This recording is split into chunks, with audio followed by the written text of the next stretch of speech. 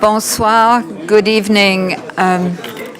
Bonne année 2026 à tous, wishing everyone a wonderful 2026. I will now call the meeting to order. Your Madame Worship, Lagreffiere. Your Worship, all public meetings of Moncton City Council are simultaneously translated. Hearing assistant devices are available at the entrance of the council chambers. Members of the public have the right to address City Council in the official language of their choice. Meetings are broadcast live in both official languages on the City YouTube channel, accessible via moncton.ca, and will also be aired at 9 p.m. this evening on rogerstv.com. Individuals who have registered with the City Clerk's office at least 7 days prior to the meeting agenda deadline will be allocated 5 minutes to deliver their presentation. All other public presenters will be allocated 2 minutes. 1 minute warning will be provided to indicate the time remaining. An important reminder to all presenters, city staff, and council members are expected to conduct themselves respectfully at all times. Disparaging remarks, offensive language, or profane expressions directed towards council, staff, or members of the public will not be permitted. Any breach of this code of conduct may result in the presenter being directed to leave the council chambers at the discretion of the chair. Toutes les séances publiques du Conseil municipal de Moncton sont traduites simultanément. Des appareils d'aide à l'audition sont disponibles à l'entrée de la salle du Conseil. Les membres du public ont le droit de s'adresser au Conseil municipal dans la langue officielle de leur choix. Les séances sont diffusées en direct en les 2 langues officielles sur la chaîne YouTube de la ville, accessibles sur le site moncton.ca et seront également diffusées à 21h ce soir sur rogerstv.com.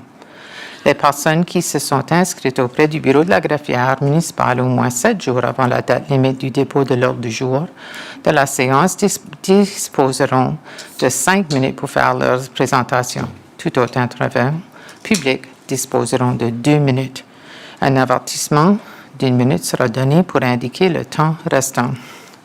Un rappel important, tous les intervenants, le personnel municipal et les membres du conseil municipal sont tenus de se comporter de manière respectueuse en tout temps.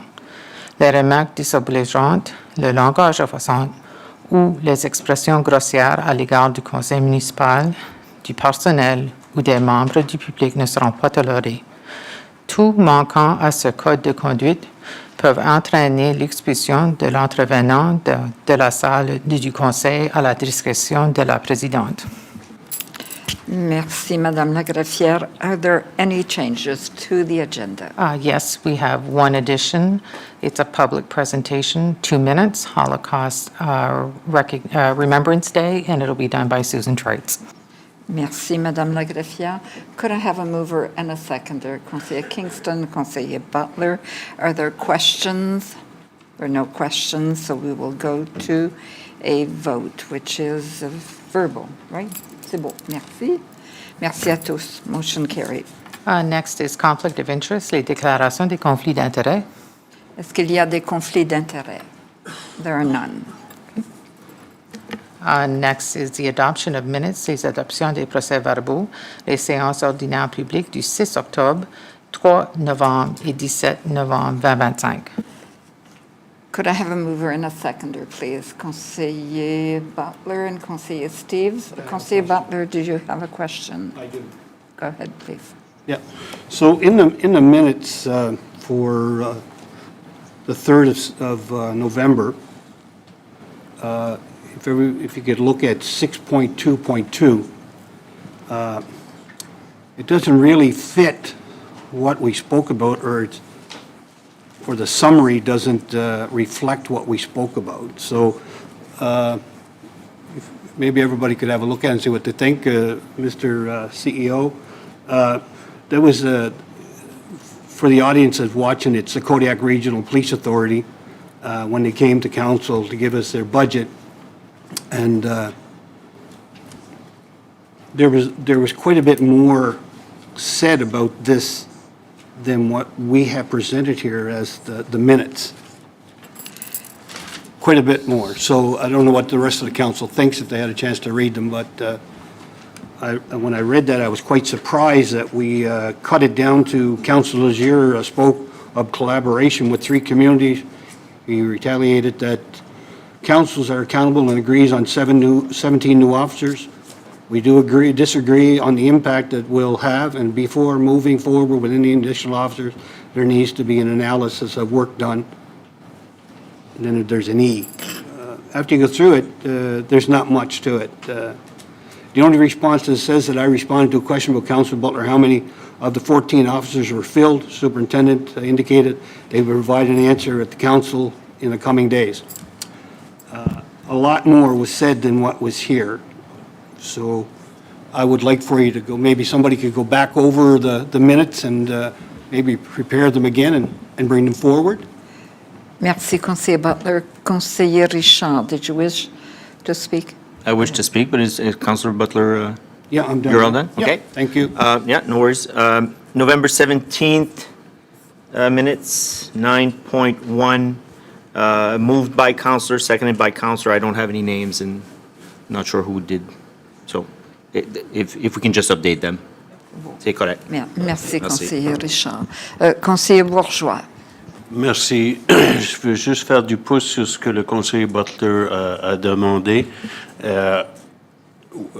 We are not going to adopt these minutes of November 3rd until there is a more details added. Is that what I understand? I will let Madame Lagreffière answer. If that's the will of council, we can remove those and bring them back to council. Do you need a motion, or is this the Yes. direction? You need a motion? Yes, because these are included. So moved by Conseiller Butler, seconded by Conseiller Richard. C'est bon, merci. I need a vote on that So removal. I need, yes, we need a vote on this, so is this a verbal vote? Yes. Oh, council. Conseiller Bourgeois, avez-vous d'autres questions? No? Non, c'est tout, c'est la lumière. Donc, on passe au vote, un vote à main, s'il vous plaît. So everyone's in favor of this. C'est beau? Conseiller Bourgeois? Yeah, yes, to remove, we're voting on the removal of the November 3rd meeting minutes. We will now vote to approve October 6th and November 17th with the change from, I will add those. So, est-ce qu'on a besoin d'un vote pour Oui. celui-ci? Donc, Conseiller Richard, vous proposez, Conseiller Butler, you're seconding. OK, c'est beau, merci. We will go to a verbal vote again. C'est ça? Oui. Show of hands. C'est beau, merci, motion carried. Okay. Next is consent agenda, les questions soumises à l'approbation. Il y a un ce soir. We will need a mover and a seconder for that. Could I have a It's the mover? It's and for a the second? encroachment agreement, 795 Main Street, Galco Atlantic Investments Network Limited.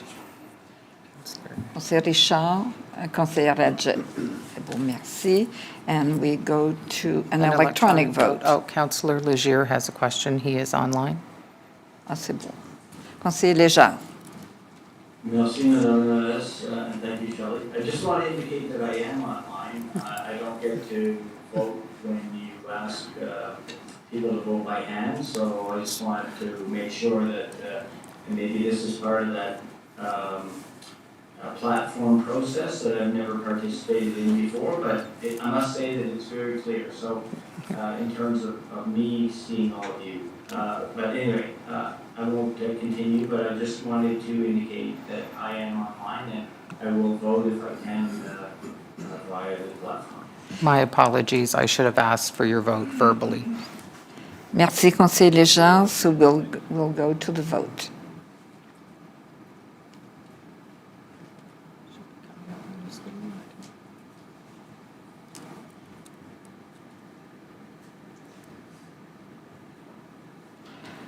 Conseiller Léger.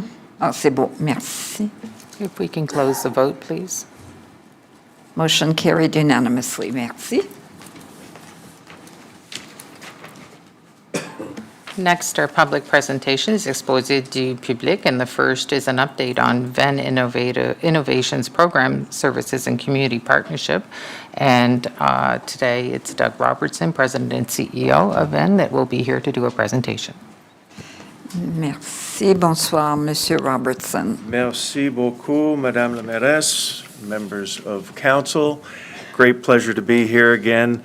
I'm joined today by Shannon McMacken, who is the program coordinator for our Tech Connect Southeast program, and Andre Zanotti, who is the head of program and partnerships for our Venn Garage incubator. Members of council, 2026 marks Venn's 17th year doing business here in our community and in our region. Our name is rooted in our long-standing role as a connector in the ecosystem, and that role has taken on new significance since we opened our new innovation hub on St. George Boulevard 3 years ago. There.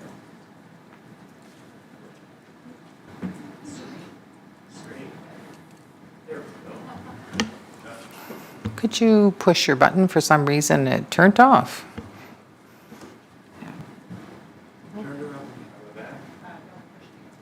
When you see red, you're going. Okay, we're good. Thank you. Don't dock me the 30 seconds. From the beginning at our new location, we've welcomed a rich diversity of individuals from around the world. In the fall of 2024, the Moncton Region Civic Tech movement reactivated, and they've been meeting weekly in our learning center since then. Groups like Tech Hive also meet regularly in our space. We also welcome on a regular basis a variety of community partners, including the Idea Center, the Youth Entrepreneurship Program, which is just an awesome program, our colleagues at the Southeast Regional Service Commission, the Chamber of Commerce of Greater Moncton, and so many more. And I would point out the picture on the top left of the screen is our friends from the Greater Moncton Ukrainian Association. And every year since we've moved to our new location, we have offered our parking lots as a fundraiser for them during the Atlantic Nationals Car Show.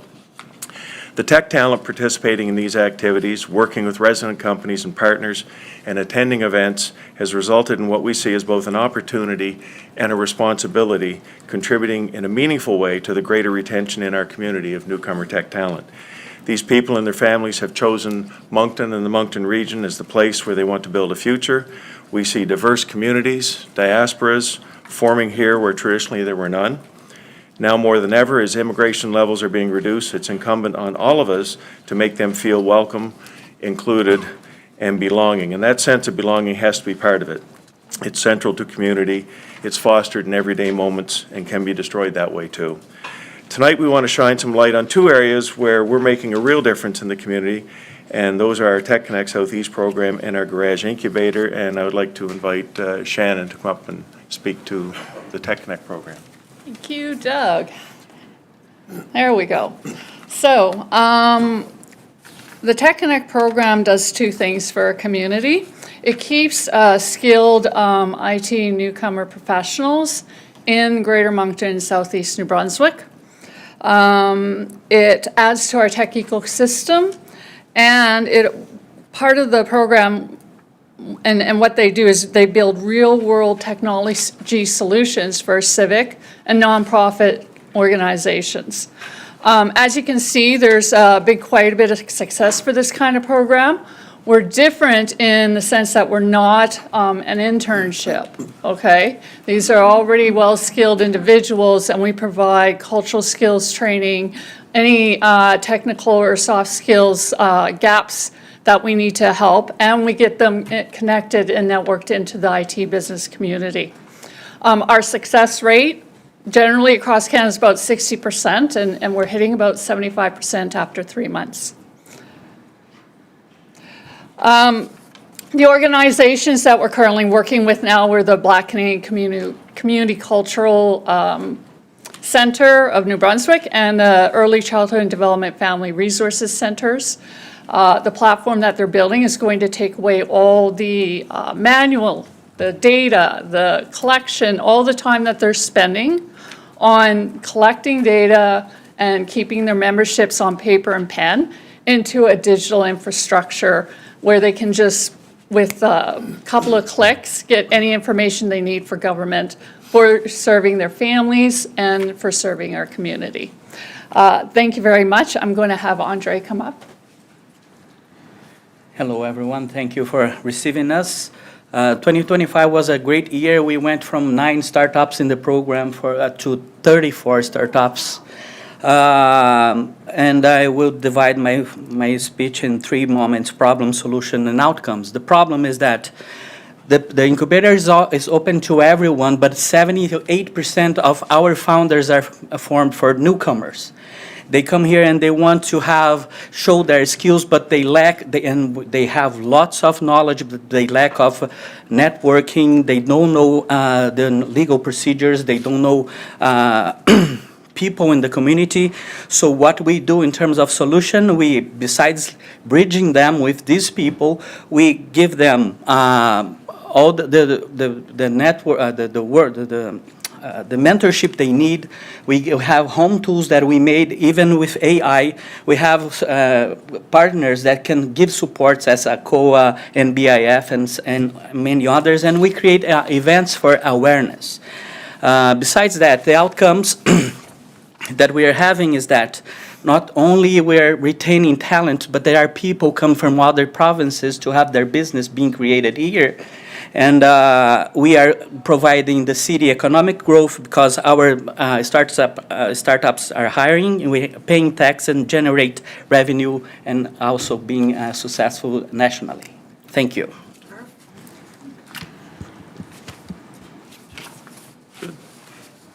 Thank you very much. Thank you. We will follow up with the questions. We'll hear both presentations, and then council will go ahead with the questions. Thank you. Next is a presentation from Andrea Ann, Community Coordinator for Greater Moncton Homeless Steering Committee, honoring the lives lost in 2025 while homeless and/or vulnerable housed. Bonsoir, Andrea. Bonsoir, thank you. Not to take away from my time, but I just didn't know if there was the 2-minute that was supposed to come prior to the 5 minutes that I should step back. Okay. Good afternoon, Your Worship, Deputy Mayor Pelletier, and members of council.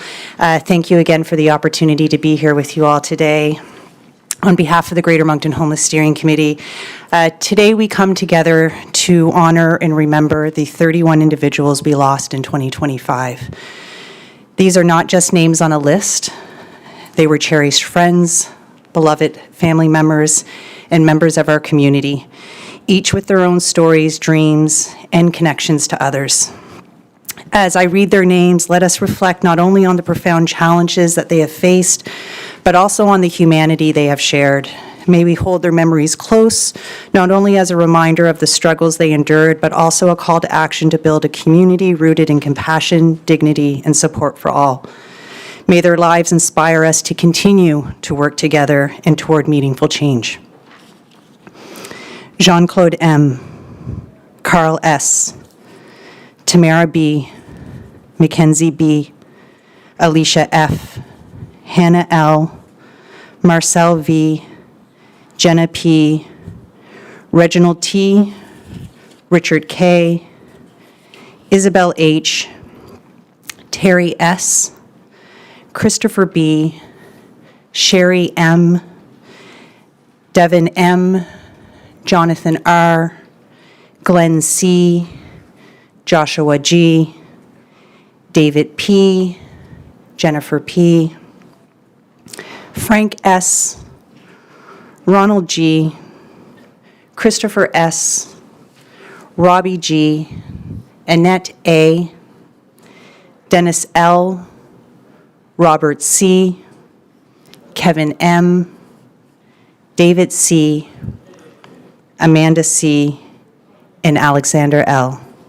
I would ask that we take a minute of silence.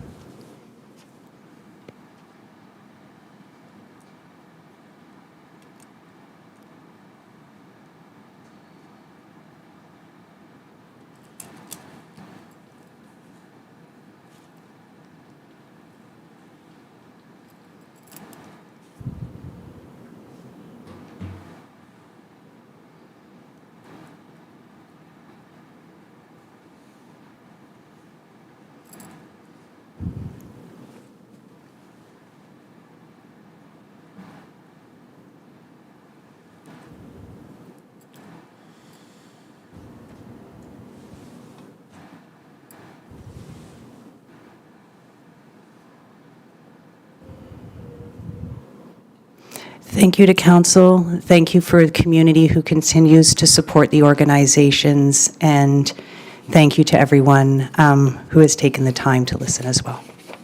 Thank you. Does council have questions for We have both? one more presentation to do. Oh, no. We have one more Sorry. presentation. We have another presentation, so we'll wait until the three are. 2-minute presentation from Susan Trites on the Holocaust Remembrance Day.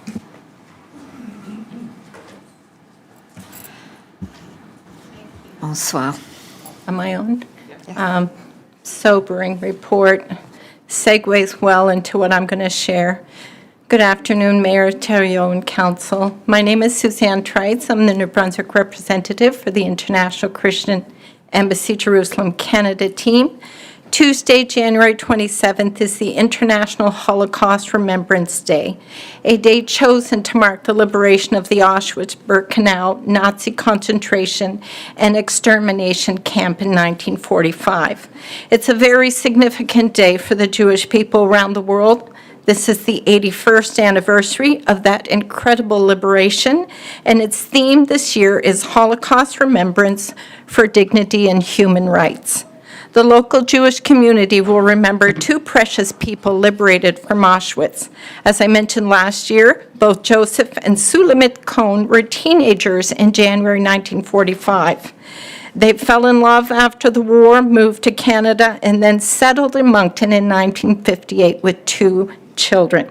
Joseph had a successful curtain business on High Street. They are both buried in the Jewish cemetery. They are of blessed memory, as the Jewish people say of the departed.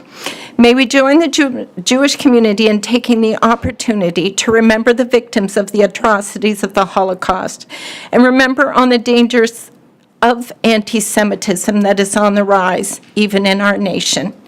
As you were informed at the lighting of the menorah last month, Moncton's Tiferes Israel Synagogue is celebrating their centennial year in 2026, 100 years since they laid the shovel to the ground. Looking forward to celebrating with them later on this year. Finally, on this International Remembrance Day 2026, and in keeping with the theme focused on human dignity and rights, on dignity and human rights, we also want to remember that a family, a community, a nation are still waiting for the return of the last hostage from Gaza to Israel, deceased Staff Sergeant Ron Gavilli, for proper burial in the land of his ancestors. Thank you. Thank you, Susan. Other questions from members of council? Conseiller Steves, go ahead. Thank you. No questions, just a comment. Thank you, Susan, for always keeping us up to date all throughout the year on these important things. And Andrea, I wanted to thank you and the whole steering committee for the job that you did on December 18th for that memorial service. It was very well done. And that special tree of remembrance, how you keep the leaves on each year and continue to add to those. So certainly a sobering reminder here that we get every single year. But we're thankful that you guys are doing what you do and you care so much. Thank you. Thank you, Conseiller Steves. There are no other questions. Donc, merci aux présentateurs. Merci. Thank you. Okay. Next is administration presentation, is exposé de l'administration, et ce soir une mise à jour de la GRC. Benoît Jolet, surintendant du service régional de Kodiak de la GRC. Bonsoir, surintendant. Bonjour, Madame Theriault, members du Conseil. We're 2026. Before I start in my regular report, we're already 19 days in. Just all the best to council, staff, and residents of the Greater Moncton area for 2026. It's going to be a big year for municipal politics, so looking forward to work with council until we get to that day, and then to see what happens and keep working hard with the city of Moncton. I'll jump right in, and some of the items since I last presented to council. I mentioned at the last council regarding the Stuffer Cruiser events. I didn't have the amounts. It's just to clarify. So again, we were blessed to be able to work with those partners, the 3 food banks and the 3 municipalities. And thanks to the generosity of individuals in those 3 events, we were able to raise $4,000 in cash and nearly 8,000 pounds of food. 800 pounds of food. So thanks to generosity, and just to remind everybody, this is a year-round thing. The volunteers of the food banks doing a tremendous work, but we need people to help out the less fortunate the entire year round. A lot of cool events in the last couple of weeks, specifically on New Year's Eve. We were treated to nice weather, great music, and we had no major incidents reported to us. Our members were out there outside near the Avenir Center. It was a great time. Which leads me to my next point. So on behalf of Kodiak RCMP, I'd like to congratulate the City of Moncton, the organizing committee, staff, and volunteers for this past Saturday for Hockey Day in Canada. We had a lot of members present during those activities throughout the day, and just to ensure public safety. And then once again, it shows that Moncton and the Tri-Community can host any kind of world-class event with the best of them. So hats off to everybody for that event.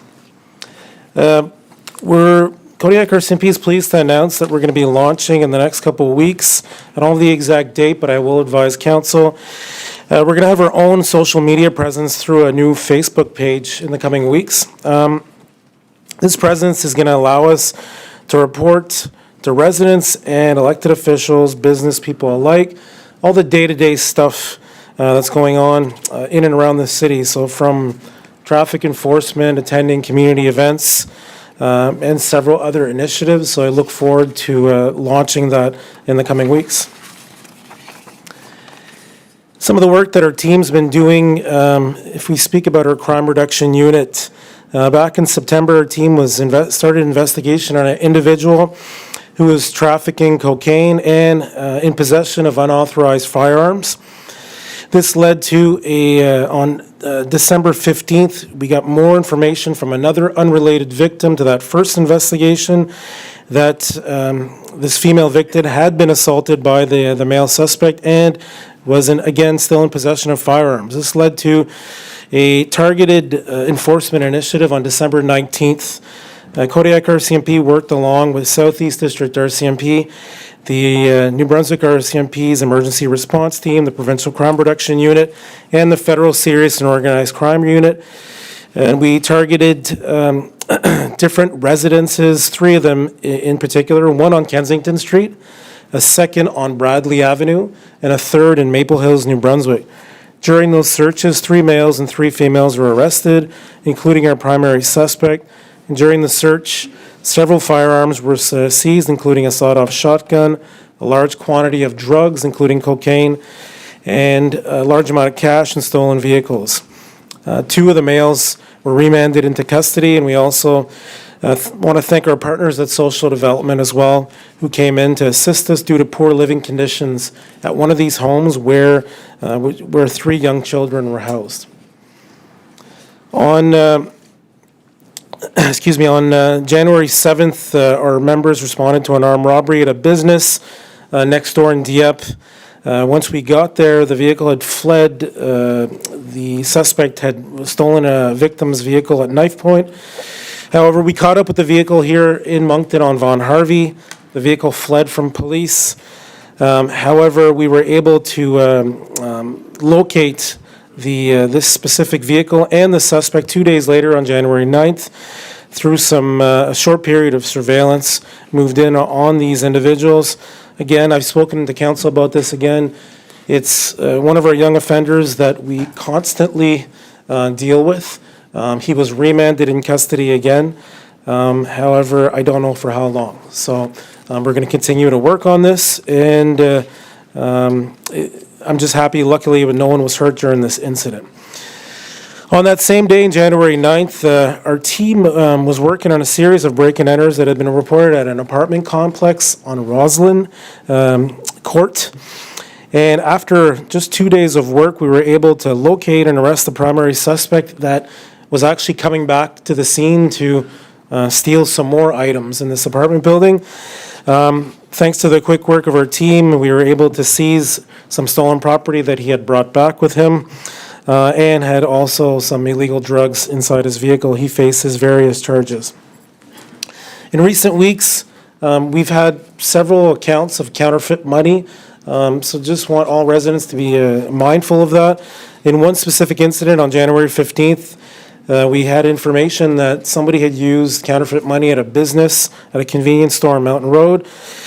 We hung out a little bit there and looked at the CCTV, and were able to identify the suspect, and were able to arrest the individual. So that's just one of the fraudsters that's off the street.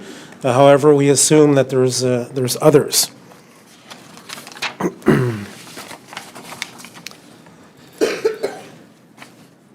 It's just yesterday, our team responded to a complaint of a female who was running away on Mountain Road from what appeared from 3 other individuals. Several members patrolled to the area. We were able to secure the female. It led us to a residence on High Street. We had a dedicated presence there yesterday, all through last night, and again today. Public safety is not at risk, and this was an isolated incident. However, just to advise residents just to continue to let us do our work. I'll be able to provide council with more details on this. We believe we may have disrupted a potential network of unlawful activity. Our general investigation section is currently investigating this. On December 29th, one of our patrol members responded to an incident. It was at an entertainment facility for children on Trinity Drive. Very troublesome. So one of the staff found a bag inside which appeared to contain a firearm and illegal drugs. Our members quickly went to the location, seized the items, again looked at the CCTV cameras, and were able to identify the suspect who was still inside the location. So they quickly apprehended the suspect safely. So it's unclear what the intentions were of this individual. This 33-year-old male suspect from the Shediac area was arrested, charged, and remanded into custody. There's been various reports lately where residents are calling us in, which is excellent. And this is what I've been preaching over the last six and a half years here. When you see something that's suspicious, please give us a call. Just like one example here, a resident on January 1st called to report that there was a suspicious vehicle at a storage facility on Mountain Road. Our members quickly went to the scene and en route were able to confirm that the vehicle, in fact, had been reported stolen. Once on scene, we located, it was a known property crime offender, a 34-year-old male from Moncton. It was placed under custody, confirmed that the vehicle was stolen, and also found a quantity of cocaine and crystal methamphetamine. He faces various charges. So again, that's just one example of several where it's extremely important. If it doesn't look right, we need a call. We're constantly out there trying to be proactive, but we can't be on every street. And this is where we need residents to give us a call. If anything looks bizarre, we will investigate immediately. Finally, I'd just like to report back to council. So with the growth that was supported for 2025, as indicated in the past, we performed a massive overhaul of our investigative resources at Kodiak, specifically creating units focusing on property crime and others. So as policing demands grow in volume and complexity, we've restructured our investigative services to ensure focus, consistency, and accountability. So effective this past January 5th, our specialized policing services have been rebranded into 4 distinct operational units. Our general investigation section, which existed in the past, who deals with the most complex, most violent type of files. Our new vulnerable person unit, which focuses on sexual assault type investigations, domestic violence, and missing persons. Next, our crime reduction unit has been split and rebranded into twofold, one being our priority offender unit, which deals with the individuals who cause the most harm in our community. That includes drugs, firearms, and persistent crime. And as indicated in the past, the development of a property crime team that can focus solely on property crime that is happening in our area. So I look forward to present results on our key performance indicators on these 4 new teams and on Kodiak in general as we move forward through the rest of 2026. And I'm available for questions, Madame Thériault. Merci, Surintendant. Are there any questions from members of council? Conseiller, lequel est le premier conseiller? Kingston. Ah, c'est beau. Allez-y, conseiller Kingston. Merci, Dan, a de la lumière. Merci. Thank you, Madame Addis. Ben, pardon me, the new Facebook page coming out, it's exciting and it's a useful tool. Is it more of a reporting tool in a sense? I know that when we talk about citizens being urged to call, when they see anything bizarre or suspicious, is that sort of the vehicle in which to indicate that type of activity as well? No, so what we're still looking for is for people to give us a call. If it's an emergency, 911. If it's not a non-emergency, but something that still needs to get reported, 857-2400. This new Facebook page is not going to be monitored 24/7, but it allows us to share a lot more of the day-to-day stuff. On the New Brunswick RCMP website, often it's what we see is major incidents or missing persons or major investigation. On this, it'll be everything that's done on a daily basis, whether it's attending a school, doing a traffic operation, attending a community event, things that are new and up and coming or whatever. So giving us that availability of having our dedicated space. So within the first half day of it being announced, we already had nearly 550 people that were interested and had tagged the page. I have zero Facebook knowledge. I have to learn, but apparently that was good. So our communications team said that it's very exciting and it's actually getting a lot of interest. So I'm looking forward to it being to go live. Yeah, that's great, Ben. It is. A lot of neighborhood groups in the city often post, and I guess the question is, does that arrive on your lap as well? The neighborhood groups will say, "You've seen this guy, somebody's in my driveway, they're walking by, it's 3 or 4 a.m." There's a lot of that I see on Facebook. And is that all arriving on your departments, I guess? So often we'll get it directly from those groups or individuals or from elected officials as well too, because or from the city reps. The one good thing, and what I'll say and I'll confirm, is every single one of those emails, phone calls that we do get, we always do a follow-up. Right, yes. Thank you, Ben. Merci beaucoup. Thank you, Madame Addis. Thank you. Conseiller Kingston, conseiller Bourgeois. Merci beaucoup, Madame la maire. Merci, Monsieur Jolette. J'aimerais plus de détails sur votre nouvelle division de crimes sur la propriété. Est-ce que ça va être ciblé sur les crimes, les vols de moins de $5,000, tous les vols, toutes les infractions, break and enters, combien de personnes, combien de membres de la GRC sont affectés à cette division-là? Est-ce que vous pourriez nous partager ça? Oui, donc c'est une nouvelle unité où ce qu'on a investi avec des nouvelles positions qu'on nous a accordées, puis aussi en utilisant des positions existantes. Donc, c'est une section où on a 13 agents, puis eux travaillent sur tous les crimes de propriété. Donc, peu importe si c'est un petit crime ou un grand crime. Évidemment, nos membres de patrouille qui sont en uniforme sont tout le temps les premiers répondants quand on fait affaire, disons, avec un vol. Mais il y a beaucoup des vols qui sont impliqués dans la Grand Moncton où ce qu'il y a une certaine forme d'organisation, puis on a déjà parlé au conseil ici, où ce que c'est tout le temps les mêmes gens, où c'est des gens qui font des vols à des heures, des journées spécifiques. Donc, cette équipe-là va vraiment mettre l'emphase sur ces gens-là puis ces types de crimes-là. Donc, on va utiliser évidemment nos analystes criminels qui vont les pointer dans les bonnes directions, mais en 2 semaines, on a déjà mis la main sur le collet sur plusieurs personnes. Puis comme par exemple, jeudi passé, je voyais l'équipe qui s'est en route pour aller sur le chemin. Puis j'ai dit, OK, est-ce que vous allez arrêter du monde qui font des crimes de propriété? Ils ont dit, on va essayer. Plus tard dans la journée, j'ai eu un texte d'un de leurs superviseurs, puis ils ont dit 3 personnes en cellule pour des vols de propriété. Donc, c'est des genres de petits quick hits, quick wins qu'on va avoir, qui va donner des plus gros résultats au fur et à mesure de l'année. Mais les KPI et les résultats vont suivre, qui vont être présentés au conseil. ces résultats-là, est-ce que vous allez mesurer, bien sûr, le nombre d'infractions, le nombre d'arrestations, d'incarcération? Il y a eu beaucoup de citoyens et citoyennes qui se sont plaints depuis que j'ai été réélu en 2021 que des fois la GRC ne répond pas. Vous avez dit que vous êtes souvent les premiers répondants, mais parfois vous êtes occupés à faire autre chose. La GRC montre où qu'elle vient, puis ils n'entendent pas de suivi. Est-ce que vous allez aussi rapporter ou mesurer ces choses-là?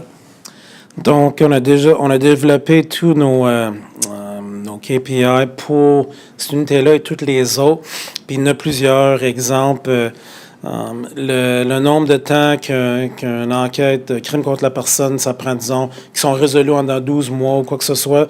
Donc, je les ai pas devant moi, donc je veux pas induire le conseil en erreur. Mais oui, tous les KPI qu'on a développés, ça a été fait avec le point de vue de ces nouvelles équipes-là qui allaient être en place en 2026. Parfait. Merci beaucoup. J'ai hâte de voir le progrès, surtout de ça. Oui. Merci. Merci, Madame la maire. J'ai hâte de vous l'expliquer. Merci. Merci, conseiller Bourgeois. Conseiller Crossman. Thank you, Your Worship. Superintendent, thanks for the presentation. Two questions. You just talked about, and Councillor Bourgeois talked about it as well, that you have four new subsections, I'll call it, that are coming to the RCMP to be focused on. GIS was one that we talked about in 2025. When the new members were coming in, they were going to be allocated to GIS. I do believe that was the conversation back then, when we started talking about 18 officers to the tune of 15 million or so. Those have been allocated already, correct, from within? So that unit you mentioned, sir, Councillor Crossman, the General Investigation Section, we've always had that. It's just, when I explained the rebranding is before we had our crime reduction unit and our General Investigation Section. We just had the two investigative units. Now, with this rebranding, we've had four distinct type of units. Okay. Where people can actually start building specialties in a specific field, whether it's property crime or sexual assault investigations. But you asked your question is if from within, that's why I'm not sure what your question is. So Mr. if the RCMP for Greater Moncton are at a staff level 155, Yep. which is debatable, we're taking the members from within to fill these positions, right? We're not hiring in, I don't know how many, let's say 4 per position, so that'd be 8. We're not bringing in 8 new officers to add to the 155. Well, yes and no. Yeah. Yes and no, okay, Yeah, so, because when we have new positions, investigative positions, as I explained before, is that we offer it to, obviously, all the members at Kodiak, they're on patrol, but it also attracts other people from elsewhere that'll bring expertise, whatever. In those investigative sections, those 4 that I mentioned, it's a mix of people from within, people that were already in those positions, because when the rebrand that we did included a lot of people that were currently in investigative capacity. We just gave it a more specific name in this rebrand, so. Okay. But I think where you're going is the actual new positions, so. Yeah. So all the 17, they've all been filled, people have all arrived. We're still waiting on some people to arrive to replace those from Kodiak that had been selected to those positions. Very few, there's 5 left to arrive. So, like I spoke to council back in November, it was a lot more. I don't have the exact number, I'm guessing it's around 5. We're doing a lot better and to have everything filled. So it did take a year, and these things do take time. okay, it's just that I'm a little concerned when I hear a number of 155, and then we took officers from within, which is great, because we promote them. They deserve the promotion to go out and take on those new roles. But we still got to replace the member's spot where they came from. So that's why our number should have moved from 155 to maybe 165. Yeah, it's 155 isn't the current number, though, Councillor. Okay, so we will get a current number? I can give it to you, yeah, absolutely. Okay, do you have it now, or do you want to just, Well, our total complement of regular members is 199, but our budgeted amount is 167. So, Okay. yeah. But I'll get all the exact numbers because there's been a change in 2026 that I spoke to council as well too regarding our major crime unit. But I can get all those exact numbers and I can get an updated vacancy rate, something that we present to the CRPA, and I can easily send this in to council as well too. Okay, and I'm currently on the CRPA site, so will you have you shared with CRPA these new positions, the ones that you just explained to the citizens of Moncton, and you Yep. explained that to CRPA as well? Absolutely, yeah. Okay, so I'll follow up with the chair to see somehow if that can get put on their website, so the citizens can be informed, because as much as your RCMP site may be friendly, a lot of people go to CRPA, because for council, we have to go through CRPA to speak with you. Well, we can speak with you tonight, but to operational terms, we have to go through the budget process, which is through CRPA. So I thank you for letting me know that it's been shared with CRPA, and I'll ask them to update their website so that that can be on there. Perfect. Good, thank you, Your Worship, that's all. Merci, Conseiller Butler. Thank you, Your Worship, and I'm certainly not going to get into the number of members that are on tonight. But I do have a couple questions, and I'm not sure, Superintendent, that they fall underneath you, but we talk a lot about the citizens calling and you, the members responding to each one or getting back to them. But we never get too much of I would say, an update on citizens on patrol. Does that fall under community policing, or? Yeah, it's so Citizens on Patrol, it's an independent outfit. However, we're involved, obviously, for training and partnership. But it's not something that's directly supervised by us. But would somebody in community policing know? Yep, So absolutely. would be able to get some type of, maybe even somebody from community policing come or maybe give us an email or send us some stats of what's happening there? Yeah, absolutely. Because even on Facebook, and I do follow that quite closely, that I never see too much about Citizens on Patrol anymore. And when we had the meetings in the West End regards to security and the issues that were going on at the time with the thefts and property damage, Citizens on Patrol was really pushed and saying that was a great thing. But again, I'll leave that and wait to get word back, if you could. Sure, no problem. The second thing is that I've asked you a few times regarding self-generated files. We had talked as if there was a code that we could implement, but I've never heard anything back. Is that have been implemented? So why I'm saying this is that a lot of times I'll get calls from people and they'll say, well, geez, instead of patrolling, you see a police car sitting at the back of the Coliseum parking lot. Well, I know, I've been there, and you have to sit and get your report done. I know all that. But what I'm saying is, it would be nice to know that, maybe somebody's checking a building just on their own, maybe going around the corner, coming across a break and enter, self-generated files. So is that possible, or is that coming forward, or? Yeah, it's, and I remember you asking me this before. It's difficult because if we use any kind of occurrence type, let's just use an impaired driver, for example. An impaired driver can be a self-generated. He could be a member out patrolling, looking for people that are driving weird, dangerously, whatever. It could come in from a call from a resident that says there's a car driving erratically, or we could it could end up being a collision. So it's hard to actually find that unless we create something completely different, which I don't know how that would work. But no, leave it with me to see. I'll have to speak to my criminal analyst to see if there's actually anything that can be done for that. But I'll get back to you. Yeah, I think it'd be great that we'd know that, that when we talk about, when you get, I get calls, or little video clips sent to me saying that over the weekend, 2 o'clock in the morning, they send me their clip saying that somebody's been going through their cars. They call and they said they'd send a police vehicle, but they don't see any going by. But I mean, they're not going to stay up all night to watch. But the point being is, it'd be great to see if there's somebody, some members sometime are going through a subdivision and actually catch somebody red-handed, which would be self-generated, that they didn't need a call, but they see somebody driveways checking vehicles. You know, we're starting now to, and I'm sure you've noticed that theft of vehicles is always on the climb, especially the upper end ones. And now they're talking about, you know, get your little knob for your vehicle and put it in a box and so on for the high end ones because they're easily stolen. So I think that would be great that we know that at night when people are sleeping in the neighborhoods that there is patrols out there and we are catching people without people having to watch their cameras all night and call.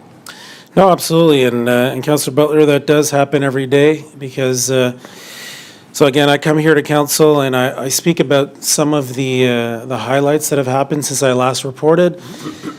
This is, your comments could not be any better for the new social media presence that we're going to have for Kodiak, for example, because that's exactly what it's going to be used for. Like, and that's what I've instructed my teams is like, you don't need to wait for a big collision or whatever to happen. You can be driving in a quiet subdivision, for example, on a Tuesday night at 2 a.m, take a selfie and say, hey, I'm patrolling on this street tonight. I'm driving through Fairview Knoll Park. It's 2 a.m., keeping Moncton safe. And that's exactly the type of things we want to do because that's wherein lies the disconnect. And in a way, it's good too because residents don't really want to know all the bad things that are going on in their community because it's perception. But on the flip side, it's also good to know that police officers are on their streets any given night and every time of the day. So challenge accepted, Councillor Butler. Thank you. Thank you. Merci. Il n'y a pas d'autres questions. Merci beaucoup, Surintendant. Merci beaucoup. Bonne soirée, bonne réunion. Madame Lagreffière. Next is planning matters et questions d'urbanisme. The first up is an introduction and municipal plan amendment and rezoning for 259 University Avenue. And I see Josh Adams getting up to present this. Welcome back, Josh. Thank you, Bonsoir, Shelley. It's been a Josh. while. Bonsoir. Merci. So this application was presented to us in French, and the applicant is French, so je vais faire la présentation ce soir en français. Donc, la demande est de rezoner et de modifier le plan municipal au 259 Avenue Université. Le but du projet, c'est d'accommoder un nouveau bâtiment d'usage mixte de 4 étages. Donc, ça serait les 2 premiers étages avec une clinique médicale ainsi que des bureaux, puis les 2 étages supplémentaires avec des unités résidentielles, 9 unités. Donc, pour accommoder le projet, on a besoin de changer le zonage de la zone résidentielle multifamiliale, c'est le zonage existant, à la zonage d'usage mixte, puis aussi de modifier la désignation dans le plan municipal de quartier à centre et corridor d'usage mixte. Donc, voici juste une vue aérienne. La propriété est localisée sur l'avenue de l'Université, donc c'est juste en face de l'hôpital de Georges-Dumont. Puis tu peux voir aujourd'hui la carte de zonage, c'est la pancarte à gauche. Donc, aujourd'hui, la propriété est zonée résidentielle multifamiliale, mais sur le corridor de l'avenue de l'Université, il y a beaucoup d'usages qui se passent là-dessus. Tu as l'hôpital, tu as pêche et océan, tu as plusieurs bureaux, tu as déjà des cliniques médicales, ainsi que plusieurs appartements puis de logements.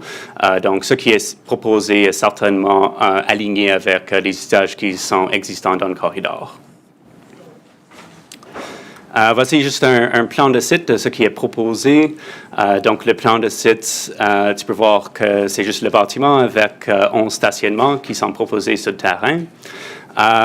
Lorsque le propriétaire a soumis la demande, ils ont aussi soumis une étude de génération de déplacement pour l'usage qui était proposé.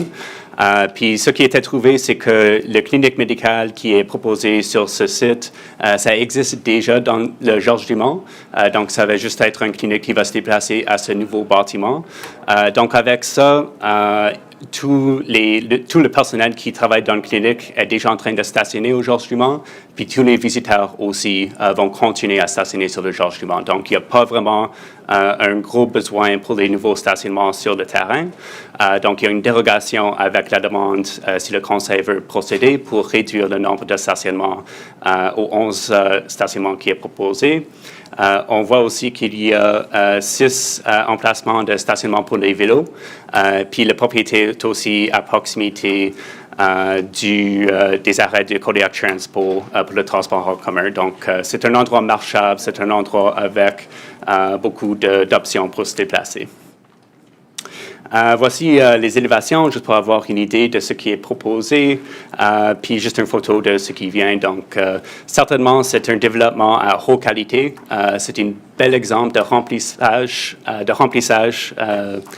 sur un corridor qui est très urbain, puis déjà très mixte.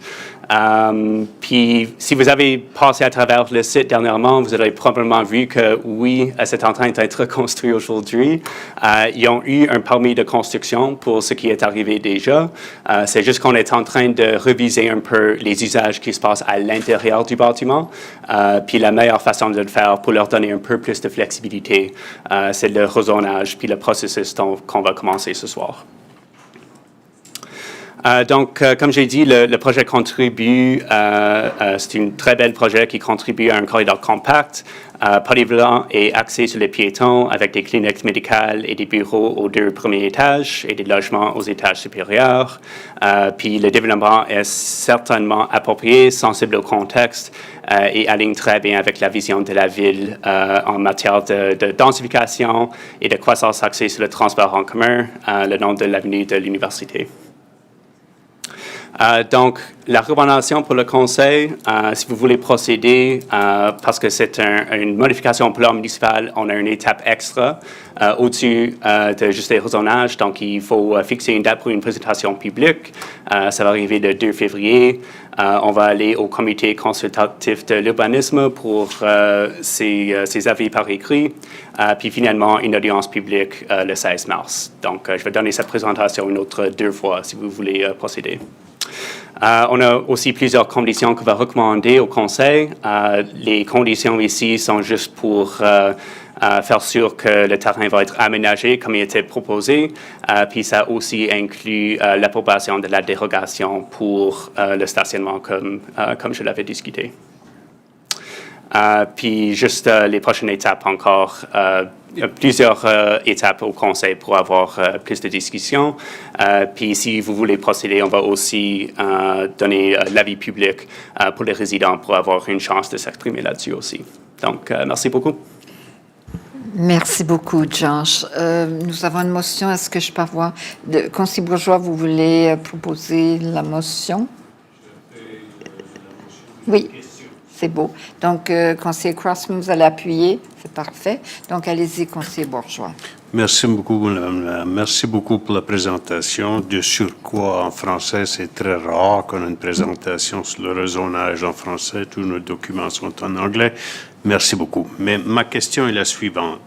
Puis, je sais que c'est pas par rapport... On va dans un processus, là, mais c'est juste une question de détail.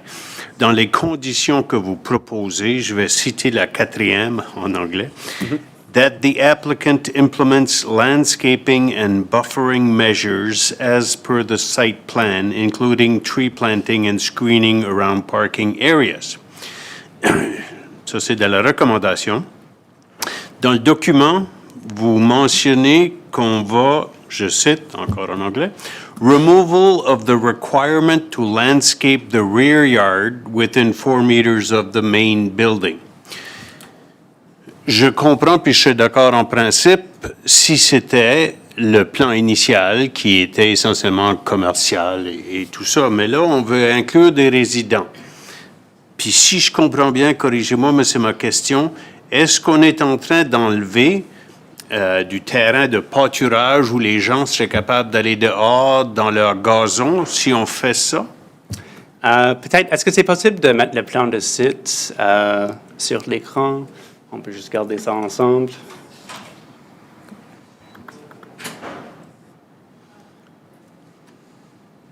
Si je peux le contrôler. Ah, peut-être pas.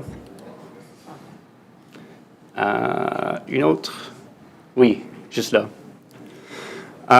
Donc, aujourd'hui, le règlement de zonage, si tu vois la fin du bâtiment, comme en haut du dessin ici, là, il faut regarder comme 4 mètres d'espace vert. Puis c'est ça une exigence qu'ils vont demander de réduire parce qu'il n'y a simplement juste pas assez de place pour l'espace vert là. Mais si tu vois sur les autres endroits du site, il y a un peu d'espace vert. Mais la réalité, c'est qu'avec des nouveaux développements de remplissage, c'est très, très difficile d'avoir d'espace vert pour les résidents sur site. Donc, dans ce contexte ici, il y a des parcs qui sont à très proche proximité. J'oublie le nom, mais le parc qui était juste fini dans les dernières années sur la rue de la Montagne, juste proche du coin là. Donc, c'est des espaces verts que les résidents peuvent utiliser, mais il n'y a pas toujours d'opportunité pour aussi avoir des espaces verts sur site, puis aussi accommoder le stationnement. Donc, c'est juste, c'est des trade-offs qu'il faut faire des fois avec le développement de remplissage. Mais certainement, il y a des options pour les résidents qui vivent ici pour aller puis visiter des parcs publics ou des autres espaces verts lorsqu'ils ont besoin. Oui, non, j'habitais ce coin-là auparavant, puis je sais que le parc Fréchette, puis il y a le parc proche de Moncton High aussi. Là. Mais s'il y a personne qui s'objecte à ça durant l'audience, c'est beau. Merci. Merci, Madame la maire. Merci, conseiller Bourgeois. Conseiller Crossman. Thank you, Your Worship. Welcome back. Long time no see. Came up the highway, good. I've got a few questions. In the CRF, you state prior to the start of construction, the applicant received approval for several variances. One of them was a reduction in the number of on-site parking spaces from 43 to 13. You touched on that. But that was point 4. Point 5 says increase in the parking lot service area from 35% to 37.7. So it's kind of like I don't want to say shell game, but they're increasing the parking surface area, but we're decreasing parking spaces. Does this make sense to you? Because when I read it, it didn't make sense to me. Yeah, certainly. I can appreciate the comment there. So again, when you're dealing with this type of tight urban lot, like the percentage that we're talking about is basically the percentage of asphalted space. So we don't want to see typically more than 35%. But again, when you're into these areas where there's no other room to provide parking unless they were to provide it, let's say, between the building and the street. But by providing parking in the rear, they're actually better aligning with kind of the objectives of walkable, transit-oriented development, right? Because then the entrance is right on the street. People don't have to walk through a parking lot to get to the building. So that is one of the other trade-offs. They're trying to provide as much parking on the site as they can, and then the trade-off for that is that the percentage of asphalt space does increase slightly. So the staff from that perspective are comfortable with the variances. It is just it's very difficult to accommodate this type of infill on these tight lots. This would be similar to the other development just up the street that looks very identical to this. Yeah. I'm assuming it's the same developer or something along that line, because it looks like a very similar layout. Yeah, I'm not sure if it's the same developer, but it's extremely similar in Yeah. terms of uses and in terms of parking layout. Everything is pretty much pretty similar. Yeah. Okay. Throughout the CRF, you talk about, and there's one space here, you say bicycle parking is included in the site plan to support active transportation. Standard parking requirements for this proposed multi-use building would require 33 spaces. And then you talk about that. The next paragraph, you state that the statement indicated that the proposed development is expected to generate 304 daily trips. 33 in the morning peak hours and 35 in the afternoon. So the difference there is it's a lot of numbers in between, 60. So you're down to 260 or 240 visits. Where are they coming from? Yeah, so as I mentioned, it's largely for the medical clinic that's going to be located there. And the clinic is an existing clinic at the George Dumont that's going to be relocating. So basically, what was submitted to us is that basically all the staff that are working at this clinic are already parking at the Dumont, and all the visitors as well. So Okay. you'd be parking at the Dumont and then, basically not visiting the Dumont per se, but visiting this building instead. Okay, so let's clarify parking. Are they parking at the Fisheries and Oceans building? Because that building's under renovations and they're probably going to lose parking. And that's where parking at this site may have to increase. So right now they'd be parking at like the visitor parking for the Dumont.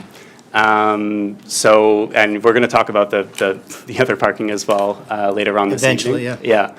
What the property owner has also offered is that just behind this building on Luch Street, and we didn't really get a good view of it, but on the aerial photos, it's basically a surface parking lot. It's actually owned by the same property owner, the same developer as this, and they've actually offered to basically, they think that the parking is not going to be an issue. There's options, already in the existing lots, but they've basically offered that if we come to open and it's just kind of chaos traffic here trying to get in and out, they will actually reserve some spaces in that surface parking lot for this building and then communicate that with people that are traveling. So they have options available for trying to accommodate it. Okay. And again, it is just very difficult to get on this kind of tight urban fabric lot. And I can appreciate that, and I can appreciate what you're telling me as far as or hospital staff as well as patient staff will park on site, but they also have to walk that extra distance to get to this new clinic, I'm going to call it, right? And, that could be troublesome in the winter, maybe great outside of the winter. And then I'm really more concerned about the parking that they're using now, the staff members. If they're parking at Fisheries and Oceans, knowing that that is a 7-year project at least, and they are going to lose parking, I'm concerned about, the community first, because patients are coming in from everywhere across New Brunswick to attend this. So I'm really concerned about the neighborhood around the clinic and the parking on the streets and the blocking of driveways and blocking of crosswalks when this clinic opens within the neighborhood. That's what I'm trying to get at, seeing where the numbers are going down for parking. So if you can assure me, which you have right now, that it's not 100% never going to happen, but they do have a plan where they can allocate more parking for this site should it be necessary. Again, it's the community around the development that's going to be more concerned. Yeah. No, and thank you for those comments. I definitely agree, and we realize that parking in that area is already, very difficult, and, it's going to probably get a little bit more difficult over the next few years. So that's something definitely I can take back to the applicant, and we can have a bit more of a discussion about what the game plan might be. And maybe the next time we come to council, we'll have a little bit more information for you on that. And we'll see the next steps too, right? We'll see that input from Absolutely. from that department as well. Yeah. So I'd really like to see their input on parking. Excellent. Yeah, we can arrange that. Okay, good. Thank you, Your Worship. Thank you. Merci, Monsieur Geron. Perhaps I can clarify as well with my experience with the Fisheries and Oceans building. That parking is monitored, and if you're not permitted to park there, then you're asked to leave. So just only permitted DFO staff and clients can park at the DFO building. So, well, during the weekend, not off-peak time. So when Josh was talking about peak times, that's like from 8 in the morning till 5 o'clock in the evening. That's monitored and policed on an ongoing basis. So if you're not permitted, you wouldn't be permitted to park there anyway. Merci, conseiller Richard. Merci, Mme Thériault. Bon retour, Monsieur Adams. Merci. Le conseiller Crossman a touché pas mal sur mes notes de parking. J'ai pris mes notes en anglais. Il suffit que tu as fait l'effort. Je vais faire l'effort de changer ça aussi. Sur le nombre de résidents, residential units, dans ce bâtiment-là, il y en a 9? 9, oui. Les 11 parkings qui restent, est-ce que c'est pour les résidents? Je pense que oui, le parking sur site, ce serait plutôt pour les résidents. Puis il y aurait peut-être un espace ou deux pour les visiteurs. Mais le parking sur site, ce serait pas mal pour les résidents. Parce que tu ne peux pas accommoder tout le monde qui va visiter la clinique sur site, c'est sûr. Non, c'est sûr. J'ai apprécié ton explication pour le parking, pour le staff, que c'est une clinique qui va traverser l'autre côté de la rue. Comme le conseiller Crossman a dit, c'est pas tout du monde local, c'est pas tout le monde qui va pouvoir utiliser le système Kodiak Transit en bicycle. Absolument. Je monte pas de boucle-touche à ici en bicycle. Absolument. En tout cas, merci beaucoup. Merci. Merci à tous. Donc, on va procéder au vote.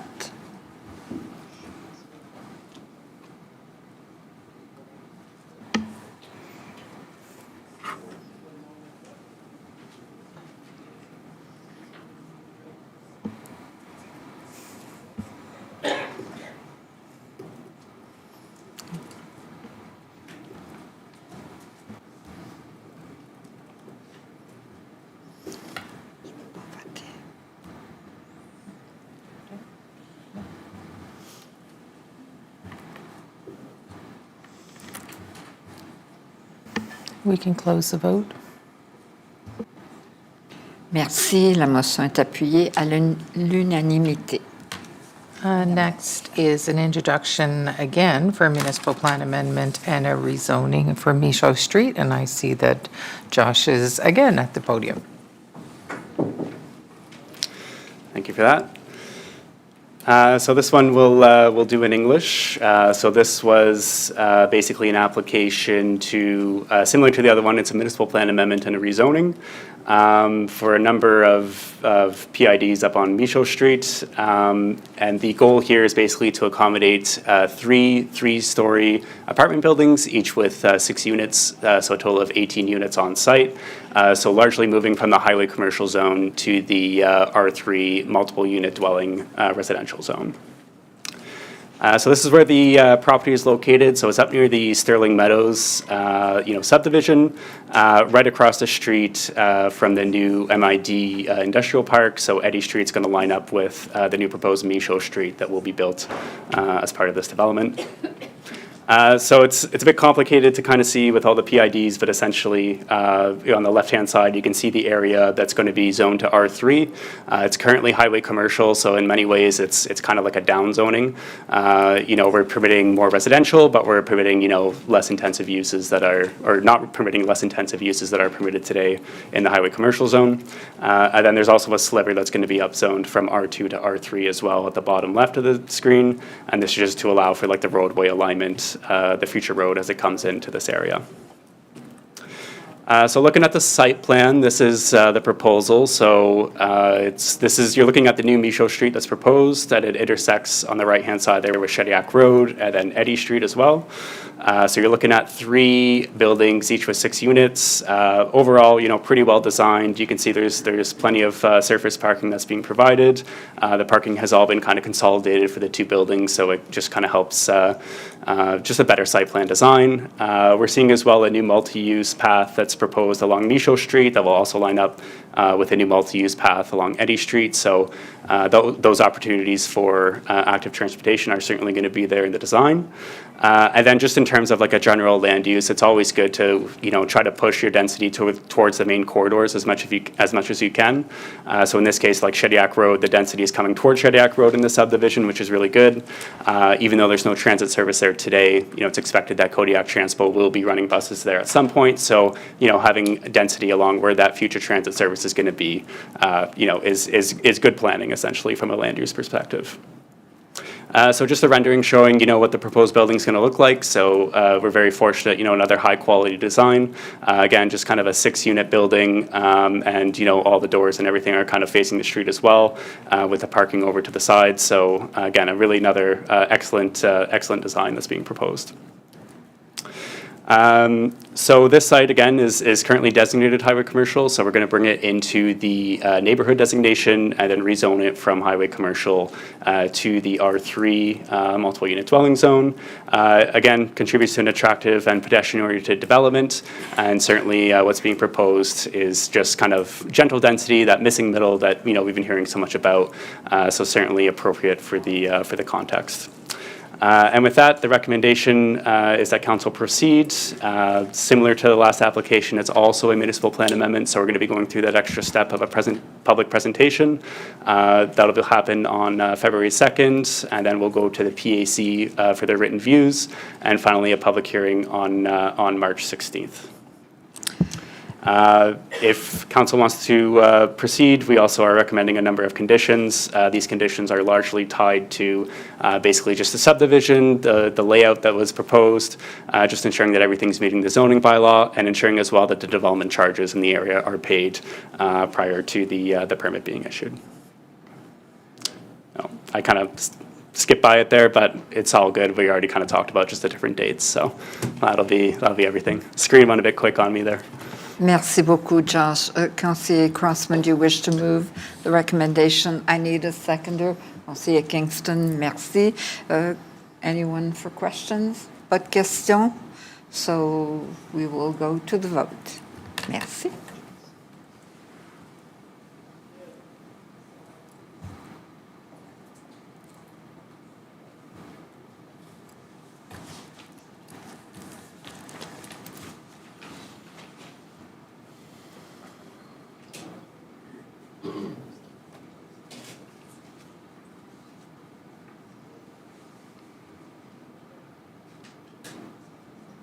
Councillor Sleeves is not in the room, so we can close the vote. Merci. Motion carried unanimously. Madame la greffière.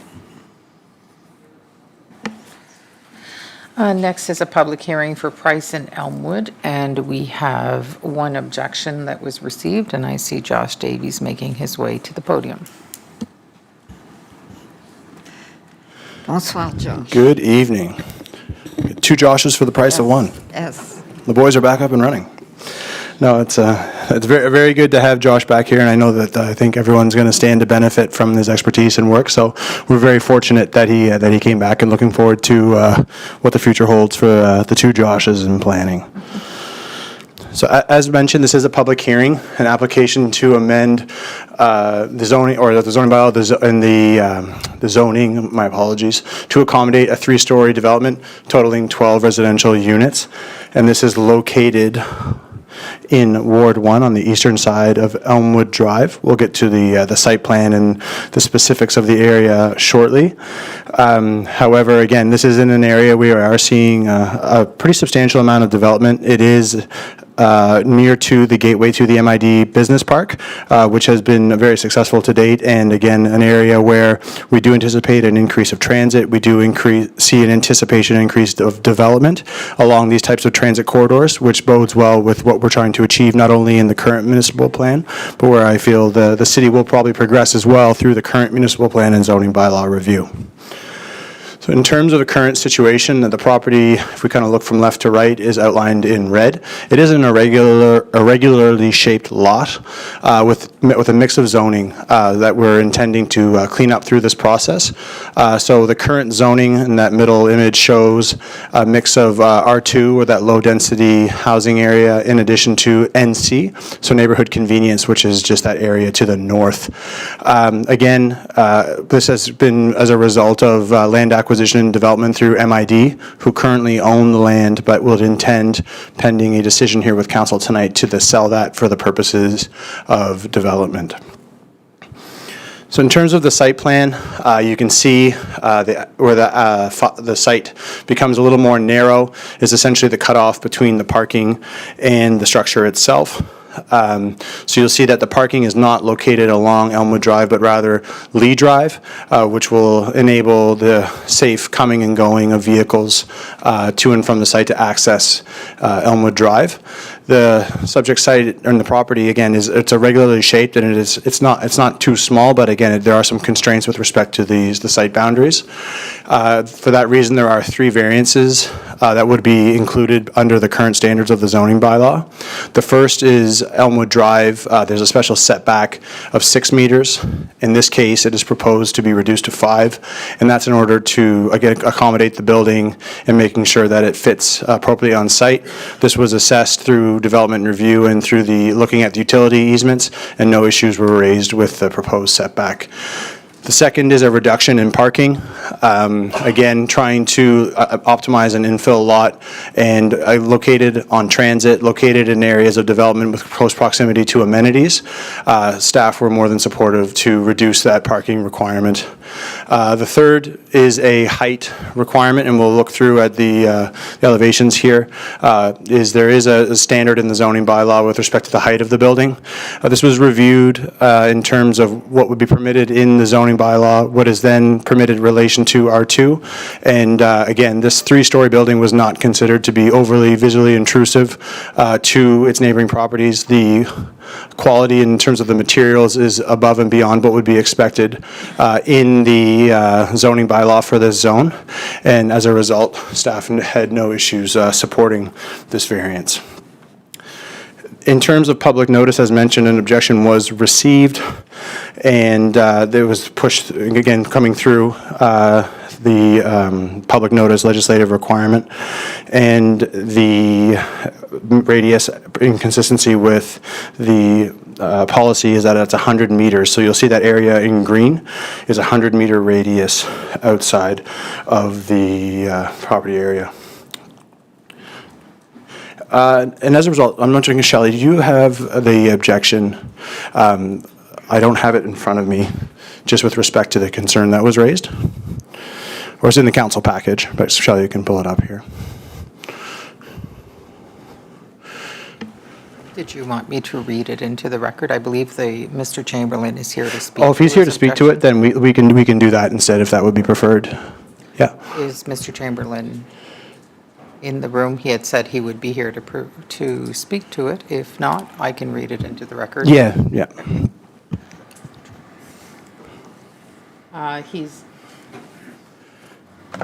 This is going to work. He's lived on Price Street since 2020, and before they bought, he had called the city to see if the piece of the corner, to see if anyone was going to build there, and the city of Moncton told him that no, the piece of land on that side was theirs, would never have had another dwelling there because the price of the land is too small. Now, 5 years later, they are talking about a 3-story building. I paid $25,000 for privacy fence, and now they want to put a 3-story building there, and I now have no privacy. I talked to a few of the homeowners, and they said they didn't like the idea, so we will be there Monday night. So, Arthur, I've not been made apprised of anyone else who wishes to speak. Okay, thank you. Just with respect to the height and the massing, I believe, again, in terms of the separation and the overall height relative to adjacent properties, we're not looking at a situation where I believe privacy will be greatly infringed. Development can occur on these lots, and in effect, there would not be a position where we're looking at balconies completely overlooking properties. This area, again, is identified as an area for growth and development. Not to say that we would be allowing the full extent of the 6 stories in this case, but we did feel through review and the ability of what that lot could accommodate when consolidated in its entirety, that the 3-story was sufficient and not overly adverse to the surrounding environment. So I'd just like to be able to respond to that concern that was raised. And in light of this, the recommendation before council, this did go through to the PAC. No issues were raised with respect to the proposed development, and therefore it is recommended that Moncton City Council approve amending zoning bylaw Z-22.5 and the corresponding schedule by giving second and third reading, subject to resolution with the following conditions that are listed. I'd be happy to go through any of them, but this would conclude my presentation, and I would be happy to take any questions. Thank you. Merci beaucoup, Josh. Is the developer here? I believe so, yep. Yep. They're here to speak. Do you wish to speak? No, you're fine. I'd be happy to take questions if there are any. Okay, so you're going to take the questions, Josh? The applicant would be willing to take Okay. questions if there are any. C'est Yeah. beau. Donc, do we have anyone who wishes to support this project, who wishes to speak? So, we don't. And you mentioned someone opposing, so are they in the chambers this evening? It does not appear so. Non. C'est beau. Donc, comment? Anybody else who wishes to object? Okay. Is there anyone else who wishes to object to this project? I don't see anyone, so. And then members of council, so are there any questions? Conseiller Butler. Thank you, Your Worship. Thank you, Josh, for the presentation. Even though the objector, could be a number of reasons why he's not here, in the map, can you point out, or maybe the address where he is? Is he right next door to that?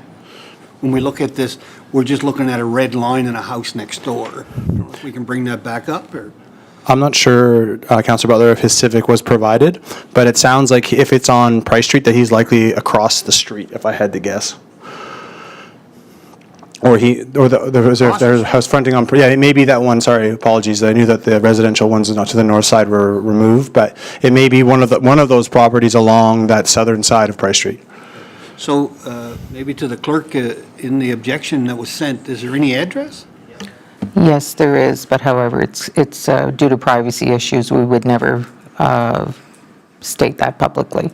Okay, fair enough. All right, that's all I had. Thank you. Merci, conseiller Butler. Conseiller Bourgeois. Merci, Madame la maire. Merci, Josh. Juste une question. Je trouve bizarre qu'on a un terrain qui est appartenu par la Vélo, Moncton Industrial Development, mais on a une demande de rezonage pour un bâtiment que déjà quelqu'un a investi dans des plans architecturaux pour développer ce site-là. Ma question est, est-ce qu'on a mis ce terrain à vendre au public, puis n'importe qui pouvait appliquer pour acheter le terrain, ou est-ce que c'est réservé aux développeurs? My understanding of the situation is that this land was acquired in order to facilitate intersection improvements for the MID Business Park. So these properties were purchased by MID, would not be considered property directly of the City of Moncton. And through this process, there's a few other examples where we have a landowner who is willing to sign a landowner declaration, and the purchase and sale of that property would be contingent on these plans being approved. And that would be then enable them to execute the purchase and sale. So in this case, this would be, again, land that was acquired strategically through MID in order to enable those intersection improvements we've seen on Price. And then this essentially is the remnant land that would be available to MID to dispose of or to sell on the market, just like any other property that they would have in their, their catalog. Okay, and I know you can't speak on behalf of MID, but does MID have a policy that whenever they dispose of land, they have to have a competitive bid? Pierre Dupuis from MID is here, and so if you're happy for him to answer the question, I'm sure he would be more able than I. Merci. Bonjour, conseiller, Madame la mairesse. So we don't have a set policy. All of our land sales are based on decisions by our board of directors that establishes the prices for land. In this particular instance, it's kind of different from what we normally do because it's not an industrial park lot. Again, to Josh's points, we acquired these lands to be able to improve the intersection, so widen Elmwood Drive at that point.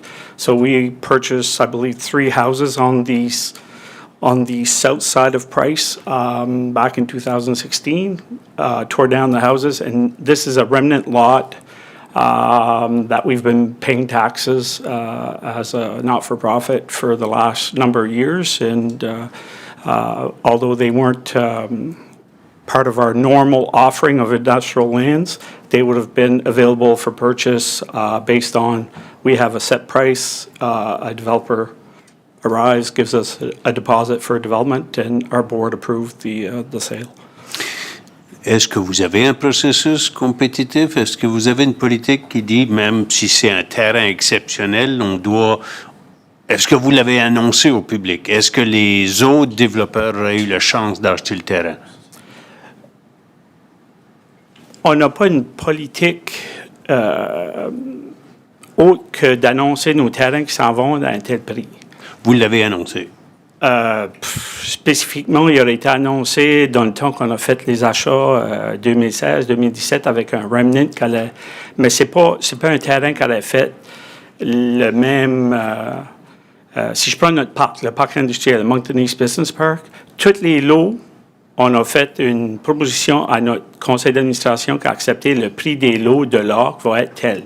Celui-ci, étant donné que ce n'est pas un lot pour du développement industriel, on a regardé qu'est-ce que le marché demandait pour un lot développable. Surtout dans ce cas ici, c'est un lot qui est très, très difficile à développer à cause de sa configuration. Puis on a établi un prix, puis c'est ça le prix que le développeur a été prêt à nous faire la proposition d'achat. OK. Et vous pouvez nous garantir qu'on ne va pas avoir de controverse d'autres développeurs qui vont dire « Hey, moi, je ne savais pas que ce terrain-là était disponible ». On peut l'annoncer à tout le monde le mieux qu'on peut, mais à la fin de la journée, on a nos efforts de marketing et d'annonce qu'on fait le mieux qu'on peut en termes de nos terrains qu'on a disponibles. Les gens, c'est aux gens de s'informer si qu'on appartient à un terrain pour voir qu'est-ce qui est le prix. Puis comme je dis, ça ne fait pas partie de nos terrains, nos inventaires normaux, étant donné que ça ne fait pas partie du parc, si tu veux. Là. OK. Est-ce que vous avez d'autres terrains comme ceux-ci qui ne font pas partie de parc? Le terrain au nord de l'intersection, a été vendu il y a 3 ans, je pense, 3-4 ans, à un autre développeur qui a fait une proposition pour l'achat. On a possiblement un autre 2-3 terrains qui sont disponibles pour la vente, qui ne font pas partie de nos terrains normaux. Dans certains cas, on a été chercher le nom français m'échappe, un appraisal commercial ou une évaluation foncière de qu'est-ce que ça pourrait vouloir. Puis c'est ça les terrains qu'on a de disponibles pour les développeurs qui veulent les acheter et les développer. OK. Je sais que vous êtes indépendant de la Ville de Moncton, sauf que on nomme les membres et essentiellement... Certains membres. Certains membres, mais c'est quand même un organisme qui dépend de la Ville de Moncton en grande partie. Oui. Mais je vous laisserai juste une suggestion. Vous réfléchirez, votre conseil réfléchira, puis prendra la décision qui vous incombe de peut-être explorer une politique, même s'il y a juste 2 ou 3 articles qui dit dorénavant, lorsqu'on a des terrains à vendre, parce qu'on est une corporation publique qui relève de la Ville de Moncton, peut-être qu'on devrait au moins annoncer que tel ou tel terrain est à vendre. Je vous laisse ça entre les mains. Merci beaucoup. Merci Mme le maire. Merci beaucoup, conseiller Bourgeois. Conseiller Richard. Merci, Mayor Asterio. Question for Josh. Was the objector, did he get a reply? Usually on these public hearings, when we get the package, we see the objection, we see the reply that was sent back, some explanations. In this case, I do not believe so, because our understanding was that they would be in attendance tonight, but we'd be happy to send a follow-up with them in the coming days, pending council decision. Okay. Appreciate that. I think it's nice to see. It's nice to see, and I'm sure he'd like to be acknowledged. Merci. Merci, conseiller Richard. Are there any other questions? Oh, conseiller Léger, c'est beau. Allez-y. Merci, Madame la Mairesse. Thanks, Josh. I'm just wondering, and maybe this, I guess in hindsight, if MID had all of this land and you were looking at redoing that intersection, and maybe this is to engineering, we have spoken often on roundabouts in trying to, better the flow along streets like Elmwood.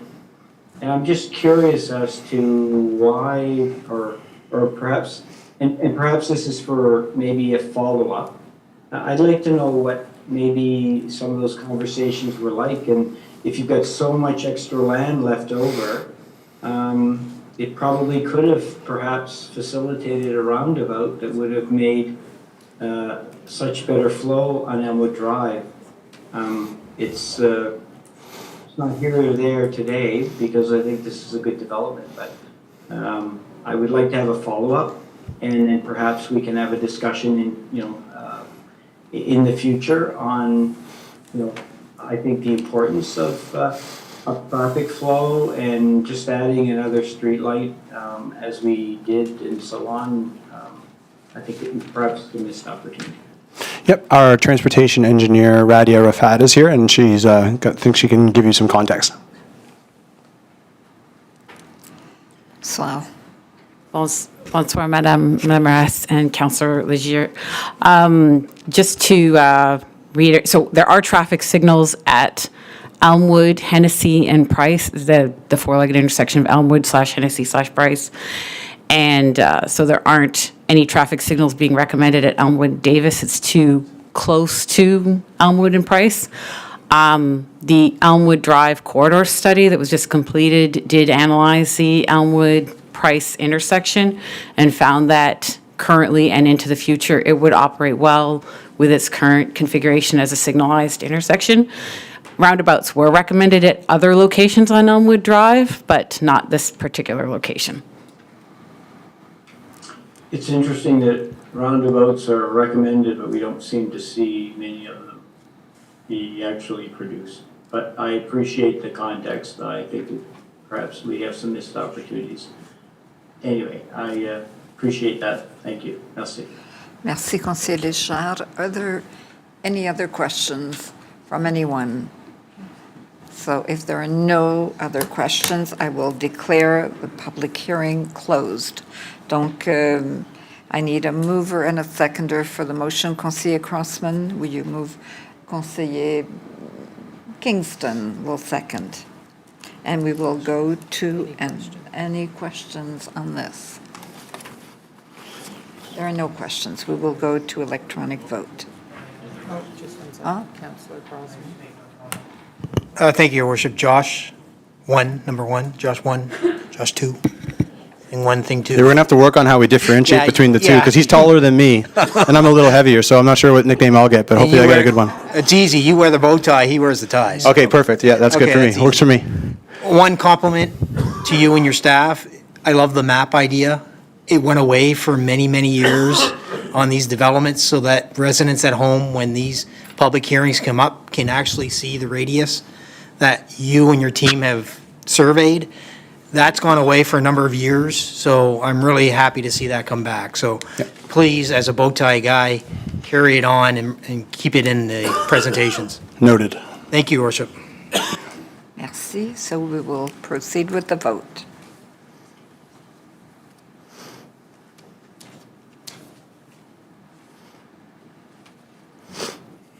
We can close the vote. Motion carried unanimously. Merci.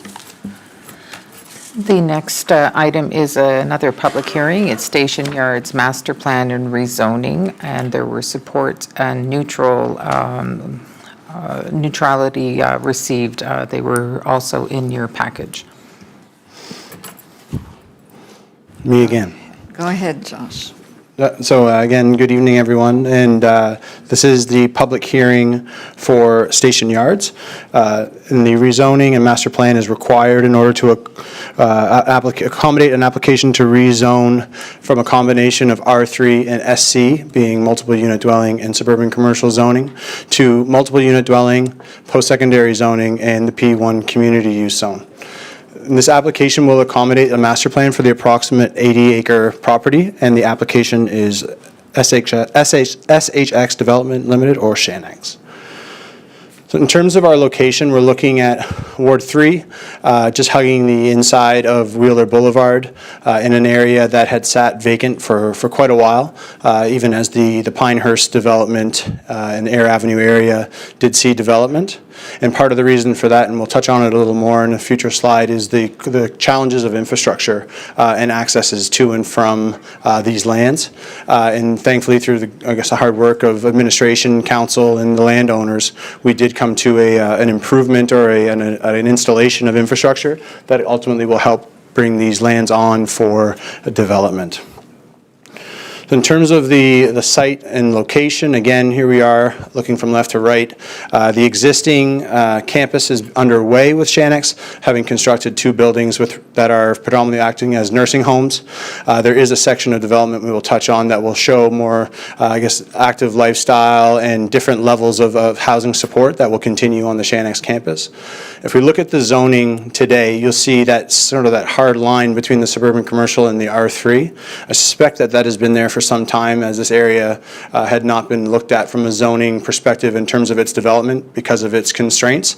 So now what we're looking at, and I do apologize, we'll be bringing through the correction on the P1 area, which will be the LFPP. We're going to talk about that in the future subdivision application. But we do have that area in the southeast corner that is for post-secondary zoning, and I'll show a visual of that later. However, that was needed in order to help accommodate the parking that was lost by MBCC through this infrastructure project. So we had to make sure that the zoning was consistent in order to make sure we weren't creating any headaches for ourselves in the future.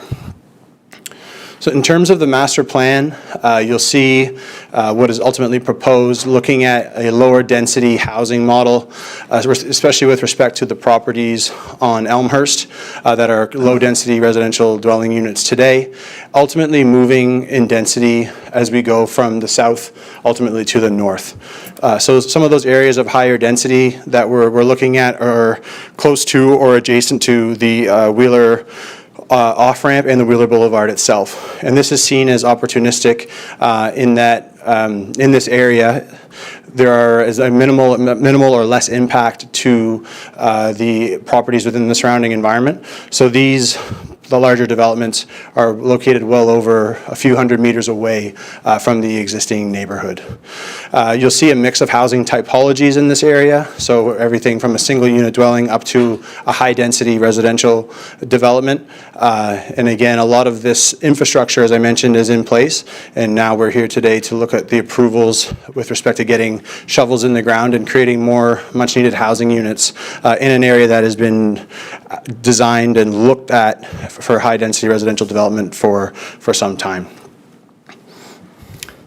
With respect to the road network, this master plan has seen, I wouldn't say countless, but several iterations in terms of its development, working through an interdepartmental working group with engineering, fire, Kodiak Transpo, making sure that everybody ultimately is on board with what the network that is proposed and that will work both in the short, medium, and long-term future. So you'll see if we move from west to east, the existing connection to Worthington Avenue that was constructed in order to enable the campus to develop on the western side. Ultimately looking towards a connection to, again, that infrastructure roundabout that was developed and is not open yet, I believe will be open in the very near future, providing a connection to Mountain Road in between the Northwest Shopping Mall and the MBCC Community College. In addition to this, we've looked at, when warranted, the future expansion or opening of the former Ryan Street, which has then been renamed to Batasura Street. That's going to ultimately, looking at, based on the proposed development, a right-in and right-out when warranted from that northern section, again hugging that off-ramp of Wheeler, to provide another access to and from the site, again a right-in and right-out. As the area develops, we wanted to make sure as well that in the future we weren't prejudicing ourselves from any other future accesses. So you'll see that yellow dotted line on the screen that essentially will enable us through a future road connection, and one we will look at again through the municipal plan review, to enable a future intersection connection with Plaza Boulevard to create a clean four-way intersection again in the future. Not something that's warranted today, but something we wanted to be sure of in terms of laying this site out, that it wasn't an opportunity that would be missed in the future. In addition, you'll see that area in behind the Northwest Mall is that existing hydro corridor, which could act as a future access when the time warrants, if that property, I should say, was ever to change in terms of its use or development. Another topic of discussion that we had a lot of back and forth on internally and with Shanax was the allocation of land for public purposes.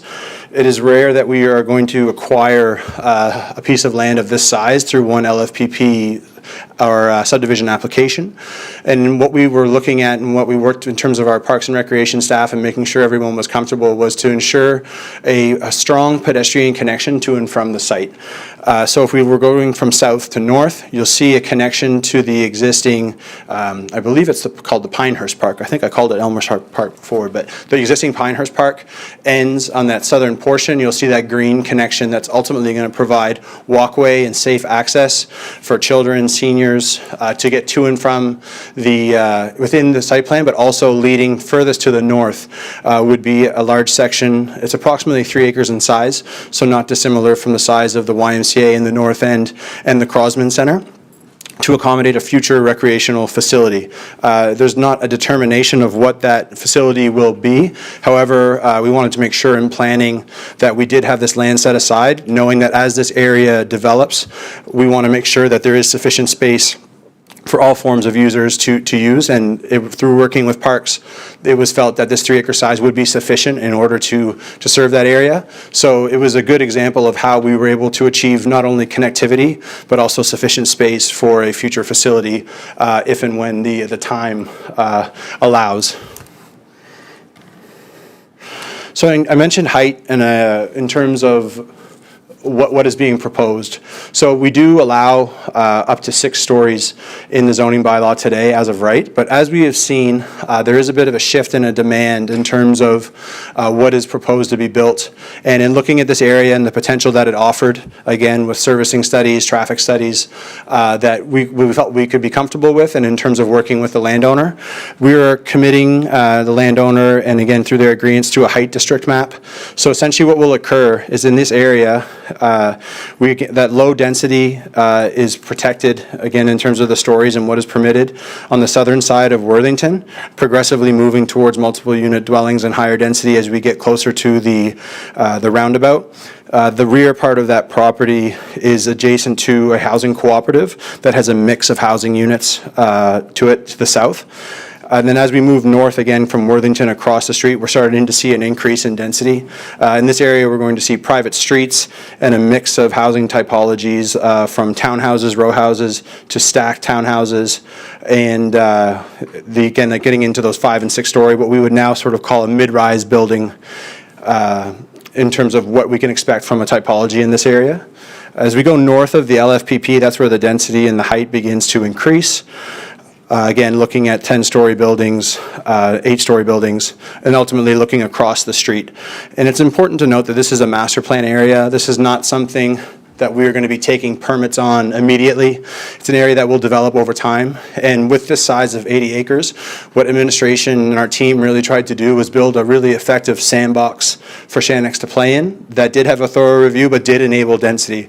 We know that through the urban growth strategy, we're looking at a target of around 16,000 housing units over that 25-year period. This area has the ability to provide quite a bit of that in a way that has been vetted, reviewed, and ultimately supported by administration.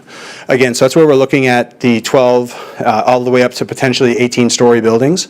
But again, it doesn't necessarily say that the building that will go there has to be 18 stories. We're purely building the capacity and building the space for this to occur without not necessarily we would go to Planning Advisory Committee, but as the zoning in itself would permit this. And this would be a schedule that would be included as part of the approval package that ultimately, if approved by council, would go to the province for registration. So it would be embedded in this approval. I know that Heather Hansen from Shannex is here today, and she's going to give a bit of an overview from the Shannex perspective on what they envision. So I had a nice visual presentation in my intro to council. She'll probably do a much better job with some flashier content than what I had. But essentially what we're looking at here is sort of 3 core sections. And it's important to note the distinction because we'll be looking at this through a phased development approach. It is 80 acres. It's not something that can get built immediately over time, as I mentioned.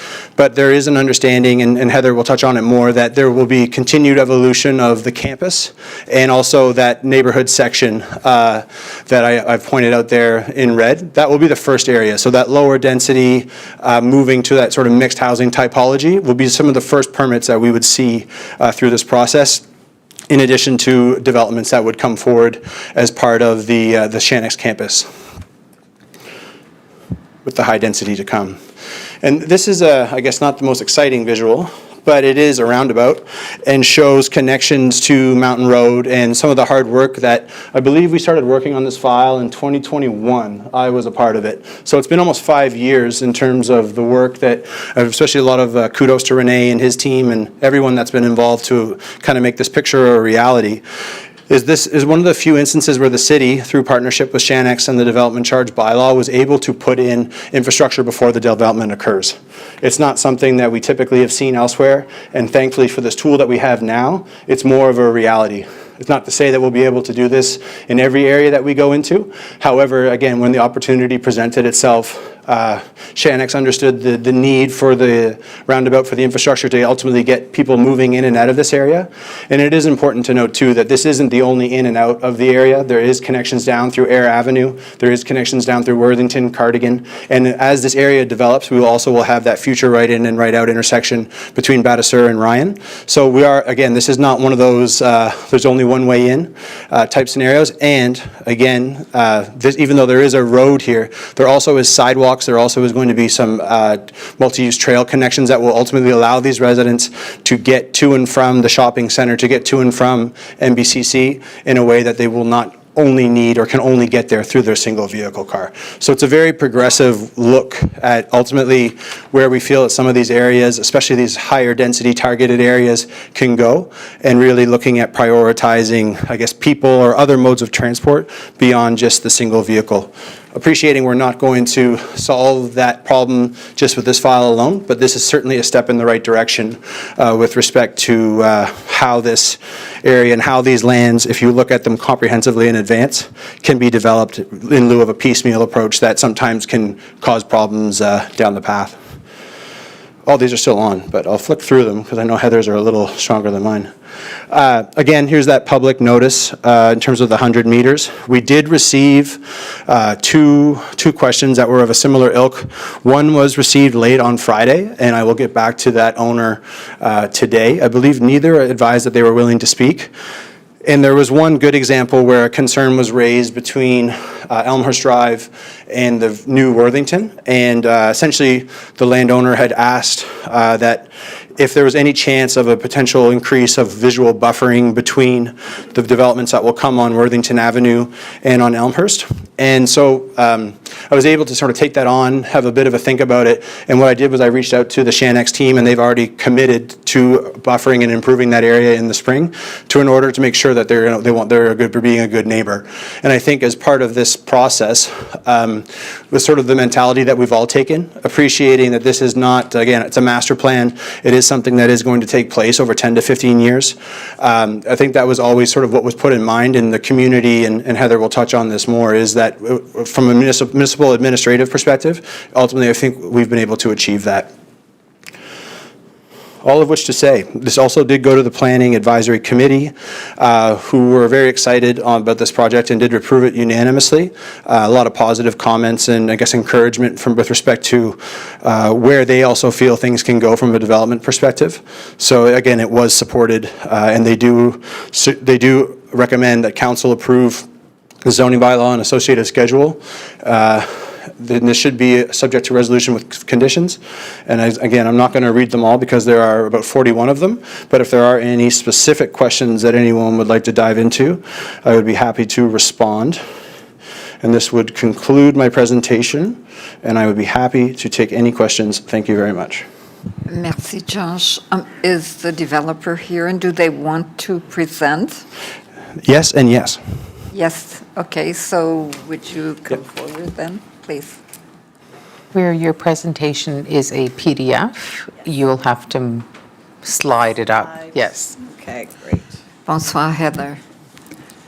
Bonsoir, good evening. Thank you. It's very nice to be here. Thank you to Deputy Mayor Thériault and councillors for allowing us a few moments to speak. Obviously, Josh and team have done a lot of work on this file, this planning development file, for a while. So I'm really just here to offer some context and hopefully just to continue to show our commitment to really developing a thoughtful community for Moncton.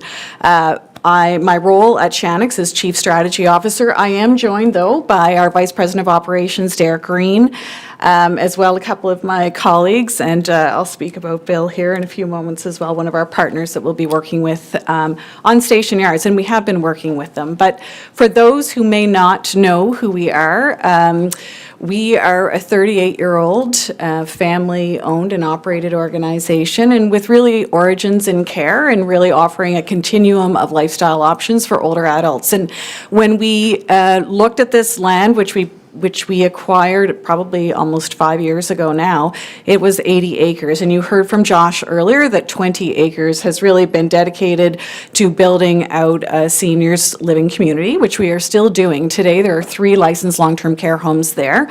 And we do see offering a continuum of lifestyle options on the remaining 20-plus acres. But this is a large piece of land for Moncton and for New Brunswick, and obviously centrally located. So we know that there has been a lot of interest in continuing to develop this. And we've really been thinking about what it is we could do thoughtfully to really bring something unique to Moncton, next door to a lovely community of Pinehurst, and of course, a really vibrant retail commercial district that already exists. So that is really why we're here today. I will say we have been in New Brunswick for 27 years. Our regional office is here. And today, just a little bit of DNA, we have about a little over 2,000 residents who live with us today and 2,100 employees in New Brunswick. So just that to say that we're as interested in this being a really lovely community as you would be. So this is our approach. We thought a lot about what the urban growth strategy has done, and we're working with an organization today. It's not us. That's really helping advise how we build an active community, something that is activated through walkways and landscaping, and obviously preparing ourselves to work with other developers in the community who really want to help bring this community to life, because that's ultimately what we're looking to do, is provided approvals are received, that we would work with the assistance of Bill Hennessy from Colliers East with developers who would be interested in participating and developing this community beside where Shannock's will be operating our seniors living community. So something that's really cohesive and well thought out and put together. I haven't looked at any of the notes that I brought with me, so I'm just really freewheeling up here. But one thing I did want to talk about, these have really been the North Stars of what we have been developing or talking about with the individuals that are helping us master plan and thinking about, something design and parcels of land that would be community-oriented, and really thinking about what developments we could bring in that show action, engagement, walkable communities, really streets that are friendly and activated at the street level, as well as connected pathways. Of course, we saw the green spaces and, what the orientation of these parcels of land that developers would be interested in working with us on, or with Bill on, to bring to Moncton. So you saw a little glimpse of it. Obviously, there was many more rectangles on the previous slides that Josh showed, but this is really how it's laid out. I think the color helps this, and the legend helps really understand for the community of Pinehurst what this would mean. But the lower density areas would be the gardens. This is what so single dwelling units, 2, 3, 4-story heights. And then as it works up to the northern properties, that's where we would be looking for our developer partners to think about those medium or higher rise heights. And this is a phased development. Shannock's, we will continue to build out our community, but we're really focused on phase 1 as where we'd like to go, and working with Bill at Colliers and others on what this could mean for those who might be interested in buying and developing here.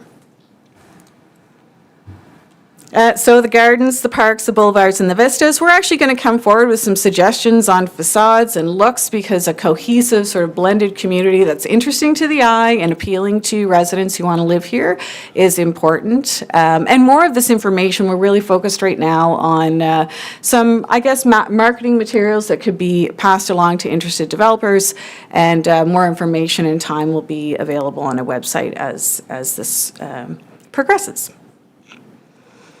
So I'll pause there, and I guess we'll turn it over to Josh to come back, but I'm certainly happy to answer any questions as needed. Thank you very much. Thank you. So are there any other proponents who wish to speak this evening? Is there someone who objects to this project who wishes to speak? Don't see anyone. There's no one, Josh, that you're aware of. So we will go, if not, we will go to the members of council. So, Conseiller Butler, please. Thank you, Your Worship, and thanks, Josh, for the presentation, also to Heather for your presentation. Thank you. A couple of things. First of all, I guess that my biggest concern was always about the public use property. You know, if it's 80 acres, we should be having 8 acres, 10%. Part closest, the part of the public use lands near Wheeler is only 3.5. So we're using about 4.5 just for a little bit of trails going here and there. And I just seem, when we talk about trying to compare them with the North NY or the Crosman Center, you can see with both the North NY and the Crosman Center, we would both love to have more property around that. And I think that building forward, I know as a council, when this first came to a private meeting, council was quite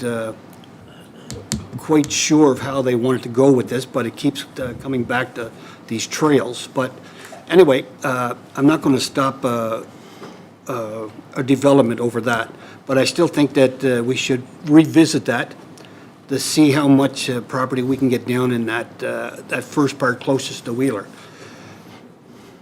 4.5 acres for walking trails for that area, I just think it's a little too much.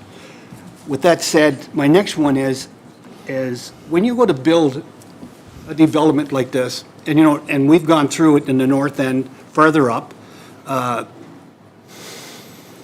people that live, residents that live there, are complaining about vehicle speeding, especially big trucks, the dust, the dirt, the noise early in the morning, early at night. Like, if we're going to do this and do it right, first of all, we have to really start doing something with Worthington. To me, when you make that turn and there's not a stop sign in sight, it's just free travel. Now, if you're going to get big, large gravel trucks, dump trucks going up there, like, we have to take right now, before this gets going, the measures to slow that down. We have to take the residents that are already there into consideration, what they're going to go through. So we've had complaints, and I've heard complaints about Worthington. And I don't want to get off topic here too far, but it all comes back to the traffic flow and things that are going to be going into this area for the build. So a couple weeks ago, I got a call about speeders, especially in the morning. So I went up onto Worthington about 8 in the morning, and I said, well, from the Board of Works up to the end, I'm going to drive exactly the speed limit. I get passed by 2 cars. Passed 2 cars. Now, I realized that we called the RCMP, but the point being, when we start to develop this area, we have to decide, are they going to go off a mountain road, the construction group, or are they going to come up Worthington? Like, we have to make sure that the citizens are already there don't get covered in dust and mud and everything else. So what's your idea of how we're going to help that? Yeah, I may be able to turn it over to Renee, who might have a bit more familiarity with the construction, but generally what we would look at is, again, a lot of these buildings, especially those larger podium tower type buildings, they may end up needing variance approval. They may need to come back to us for another level of approval beyond just council. And my understanding is that they are intended to take the shortest path. So part of the reason why council and Shanx invested into that east-west collector, that collector from the roundabout, was in order to accommodate a lot of that traffic. So we would anticipate, and again, Renee can elaborate a little more, is that a lot of that traffic may end up be using the existing Batasura Street that was used in order to construct the nursing home, and that it would be intended, if they're taking the shortest path, that the majority of that traffic would take place through the connection to Mountain Road and roundabout. But I'll turn it over to Renee if there's anything that he can add. It could. Or it we could. But yeah. what I'm trying to say is, for the residents that are already there, that have lived there for many years, we have to make sure that, and maybe Rennie can follow up on this, but we have to make sure that we don't let them take the decisions that they want. We give the construction companies maybe a map of which way we want them to go, so with the least resistance to the people that are living there. Go ahead. Yeah, thank you. I appreciate the concern. It's always the case with the construction or development where they have to use the shortest or direct route and on keeping it on trucking routes as long as possible. But those things do happen. They deviate from the plans, or it's a big lot, so there's different accesses, and it depends on the phasing.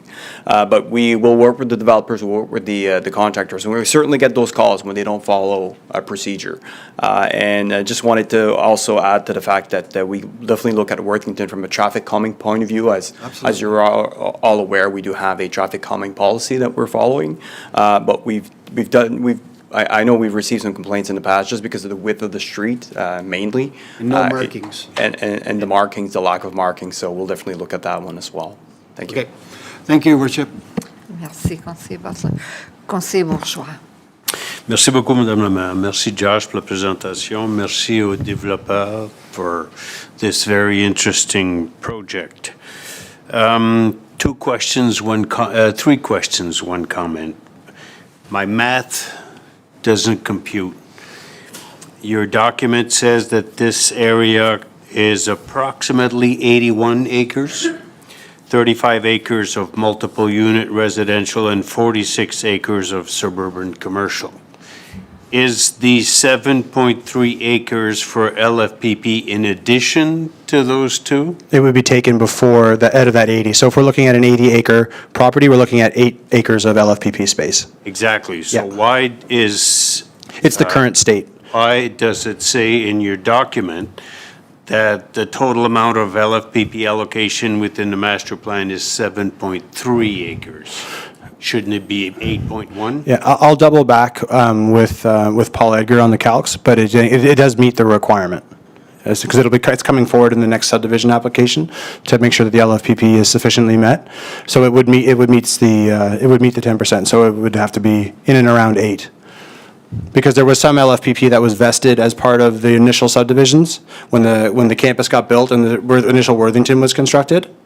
So there's some balance there to work through as well. But I can follow up with you on that just to reaffirm the numbers between what was been approved to date and ultimately what's come out of this master plan. Because there's been a few different applications on this over time. Yeah, I know, but you're asking us to approve it. And right now, what you're telling us is it's 7, I quote your own report, the total amount of LFPP allocation within the master plan area is 7.3 acres. If it is 10%, which is what the law requires, then it should be 8.1 acres. So 10%, sorry, I follow up, 10% exclusive of streets. So it's 10%, sorry, yeah, but again, like some of the, so again, the 10% has been met and has been reviewed. So it would be because of the proposed street network based on what has been provided and what will be coming forward in the subdivision application that's coming next, that would meet the 10% requirement. Okay. Yeah, so apologies. That makes sense now. And the streets, it does meet the 8.1, might be even more. Okay. That's right, yeah. Perfect. Second question. You do mention post-secondary, but correct me if I'm wrong, did you say earlier we expected by the time all of this is developed that there would be 20,000 people? Potentially 4,500 housing units. So but again, there's a different typology. A lot of these in the high density areas may be those 1 and 2 bedroom models. So it's hard to put a number to it, but generally speaking, you would look around 2 people per household generally. So we'd be looking not at 20, but around 9,000. Again, assuming full build out, assuming every unit and every density target is met, that would be roughly where we would be looking. Yes. Let's round it out to 10,000 just for the sake of argument. Sure. There are already 2 English language schools within walking distance, as Beaverbrook and Birchmount. But there's no French language school, but if we add 10,000 people in that neighborhood, are there any thoughts given by the province, the districts, the city, to have land for a French language school and maybe even an additional 10,000 people, an additional English language school? Yeah, so we are having ongoing conversations with the districts and the province, and I know that the province has come out with some announcements recently around just even recent growth in the demand and need for schools. So we're very, and again, through municipal plan review, through all these big ticket items, we're constantly working with the province to advise them of our growth numbers and our projections in order to make sure that they then are able to meet some of the demand in our forecasting. So I've been told that our urban growth strategy, which targeted high density growth in this area, is one that they've taken under consideration, and we'll continue to work with them. When we were dealing with them, typically it's not necessarily with the province if it's a francophone or an anglophone school, but it is allocation for school space, and then they would address the school space based on the need at their level. So it's something that we're continually working with, and we're strongly encouraging them in areas where we have identified growth and development to consider putting in schools. So it is something, again, that administration is very much aware of and constantly working towards to make sure we're coming out with good outcomes for the residents of Moncton. And I know that it's down the line, but if we do have 10,000 people more in that area than the trees that are there, my guess is, I don't know if you have formulas, but 1,500 kids, school-aged children. So I don't know where we're going to put them in the existing schools, and we don't want them to take buses if they can walk. Right. So I would really encourage the province to look at buying up 2 chunks of land, one for a French language school and one for an English language school, looking at the ratios, 500 kids per school. So I'll leave it up to you, but I hope we don't have to bust them if they can walk. So we are virgin land here. This is the time to think of that. I'll leave it in your able hands. My last question before my comment is, looking at the map, Worthington goes basically from south to north, and then it comes to almost like a 90-degree turn, and just after that 90-degree turn, Cardigan, I'm not sure if it's Cardigan, but there's a new street that goes from following the Wheeler Boulevard.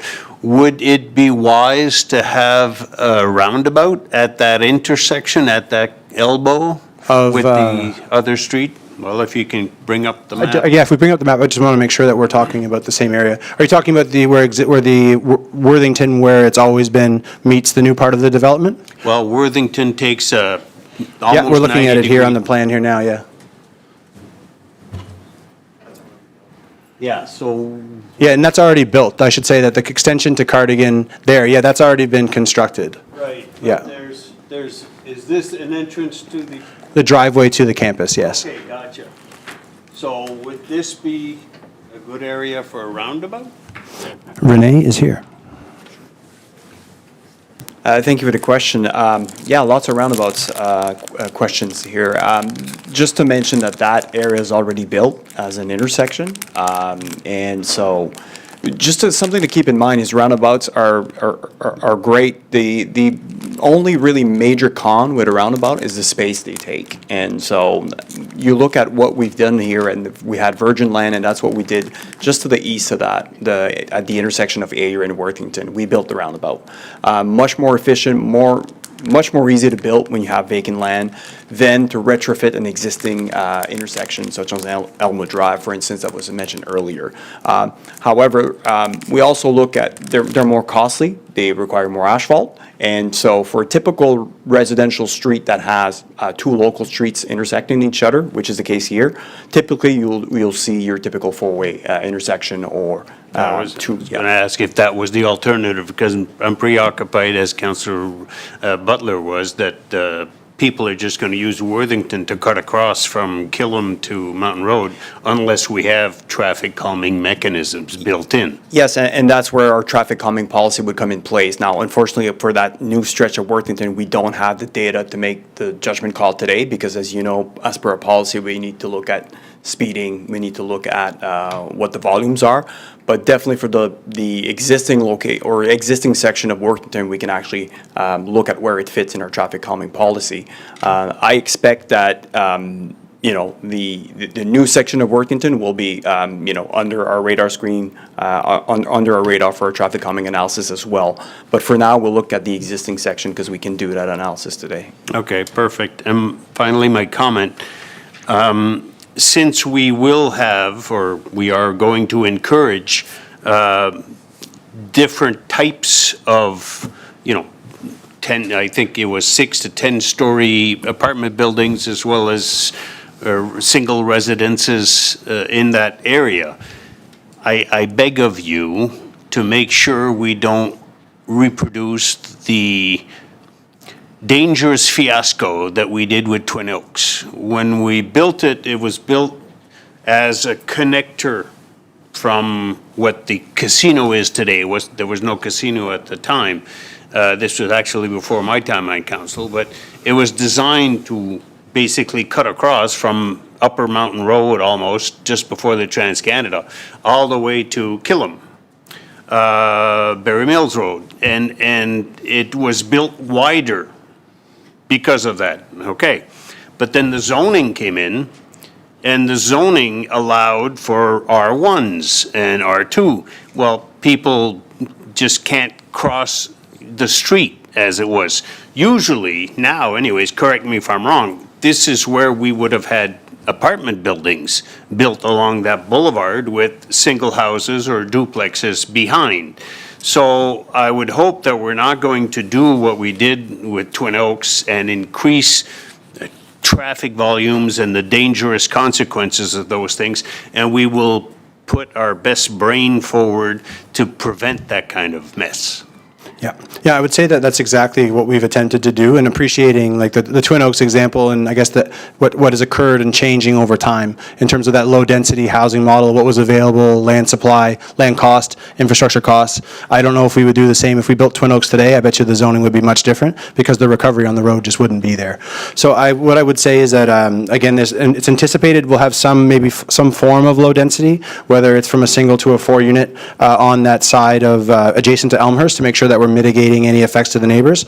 But from there, we're looking at higher density development, which will ultimately reduce the number of individual private driveways. And again, that stretch of space, Renee and his team, as that area develops, will be monitoring any issues with speed or any of those, I guess, events that would result in traffic calming being instituted. But I'm confident that the typology and the layout of what we've put together through the working with the team in Shanix will reduce and mitigate those concerns. Okay, merci beaucoup. To the developers, good luck. Merci, Madame la Maire. Merci, conseiller Bourgeois. Conseiller Légère. Allez-y, conseiller Légère. Merci, Madame la Maire. Thank you. Thanks to everyone, and in particular Shanix, I think for really seeing that, having a vision for those lands, and I think it's really important. And certainly, I think you're adding a lot to the future of Moncton. I have a couple of questions, I guess maybe follow-ups to while I was listening to the conversation. So the names proposed in the development, Josh, one of them I saw on the plan is High Street. And so we know with 911 and the conflicts and stuff, is this just thrown out there as a possibility, and if it is, could that be looked at for future? Yeah, it's referred to as the high street of the development, but essentially in the next subdivision file you see, it's going to be an extension of Air Avenue. All right. Yeah, so that's it was picked first thing I thought of as well. So we're looking at again the extension of Air for that connector that will ultimately loop from the north arm of the roundabout through to Cardigan. Okay. All right. And I apologize for not being there this evening. It's not, although it allows me to experience the technology from being on EEI due to a personal issue, but certainly it isn't the same as being there. With respect to Worthington and all the discussions about traffic and about speed, and maybe this I'll ask the engineering department, and we talk a lot about roundabouts. So maybe to Renee, I looked back as I was listening to an email that you sent back in November 24th, about my numerous inquiries about Fredericton and St. John, or Fredericton and Dieppe, mini roundabouts. And so I'm still waiting to hear, but it would occur to me that mini roundabouts on Worthington would be something that we could pilot and could probably work well. But I do look forward to some comments and some feedback related to Fredericton. And I will continue to come back at it because it works. And I don't understand why it is that we can't do that. So I'd rather see roundabouts and see a whole bunch of different speed bumps and things along that line. So I don't know when we can expect maybe an update on that, but I would certainly think that is something that perhaps we should consider where we have, I think, some flexibility of land along Worthington, if my memory serves me correctly. So I would encourage that. Yep, thank you. Thank you for the reminder. It's still on our to-do list, Conseiller Legere. We will follow up with Fredericton. We have some contacts there. I know they tried different types of mini roundabouts, which are not the same as modern roundabouts, with various challenges with, for instance, snow clearing, other things we got to keep in mind. And but we'll get back to you with some comments. Okay, I'm encouraged because I haven't removed them. So it tells me then that they've been able to overcome the challenges. So it would be nice to see what they've done and how we can do that. And it appears, I'm not sure, but I would think that perhaps they are low cost and it would be something we could implement. So I appreciate the follow-up and the information that will come forward. Perfect, thank you. Merci, Conseiller Legere. Conseiller Crossman. Thank you, Your Worship. Renee, stay at the microphone if you don't mind. No problem. For a number of years, we've heard Councillor Butler and Councillor Steves talk about speeding and the rate of speed and I guess people not paying attention when they're going up, into this area through Worthington. You did speak at the mic this evening about engineering looking at some sort of traffic calming device. You did to a degree mention Worthington, but maybe further down the road.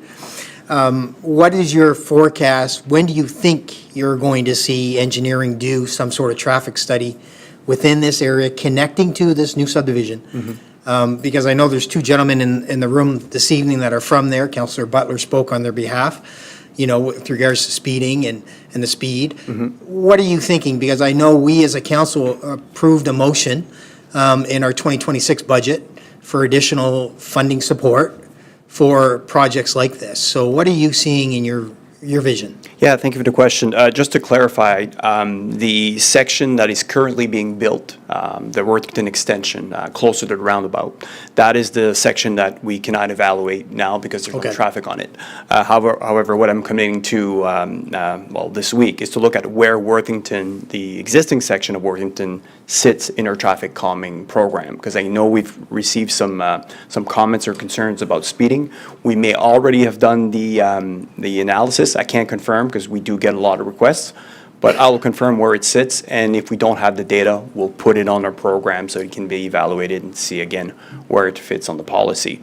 As you're aware, we do have a budget for traffic calming, which was increased by this council, which is great, but the demands are definitely high when it comes to that program. So again, we'll come back and see where the existing section of Worthington fits in the entire program. Okay, good. That was my only comment, so thank you. Okay, thanks.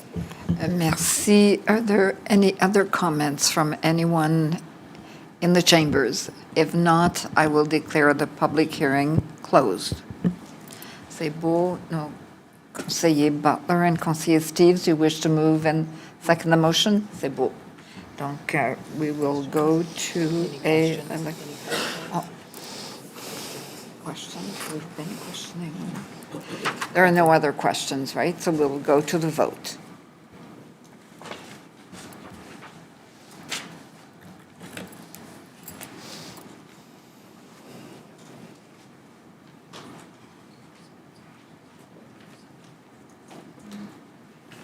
We can close the vote. Motion carried unanimously. Merci beaucoup. Thank you, everyone. Would council like a break, a health break for 10 minutes, or do you wish to go ahead? A break? No? No break? Okay. Let's, come on. No, I'm fine. It was, okay, let's go for 5 minutes. Bon, merci.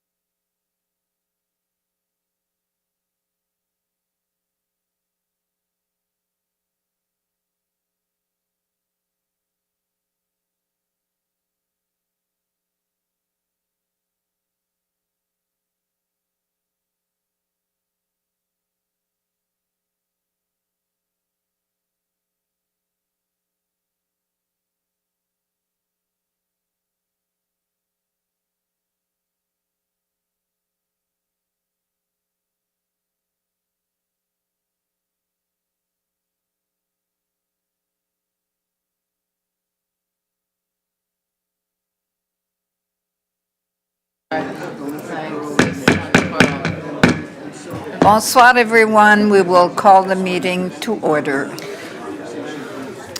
The next item is a tentative subdivision agreement, Station Yards, Shanix, and I believe that either Josh or Josh will be here to do a presentation, but I've lost Josh or Josh. Ils sont là. Thank you, Isabel.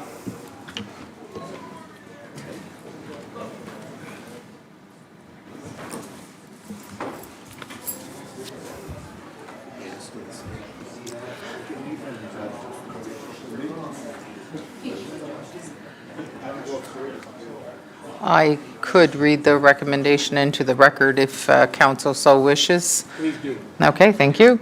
Motion that the Planning Advisory Committee recommends that Moncton City Council assent to the extension of Avenue Avenue Public, assent to the extension of Ruelle Cardigan Lane Public, assent to the relocation of land for public purposes in Cardigan Lane Extension area, and assent to the location of land for public purposes along Bâtisseur Street and either side of Air Avenue, subject to the following conditions: streets and services to be designed and acceptable to the engineering department and constructed in accordance with the subdivision development procedures, standards, and guidelines.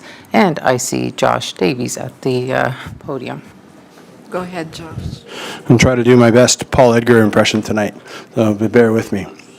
So this is, again, is a Station Yard subdivision plan in relation to the master plan that just went through the approval process. Again, located in Ward 3. I won't rehash all of the details of location. This is the area we're looking at, again, with respect to location to Mountain Road, Wheeler Boulevard, in terms of orienting ourselves. The zoning map, which again now will have a C and change due to recent approvals.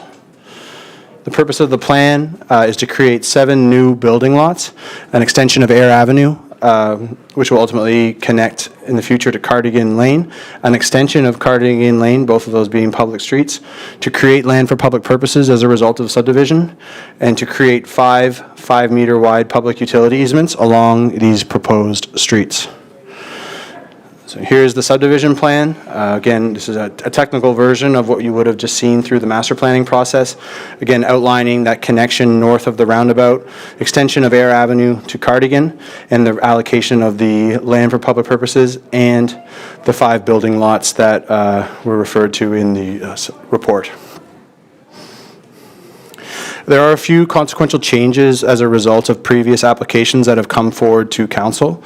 One is the no longer need the requirement for station lane, as shown here in yellow. That will be replaced by private streets as the area develops.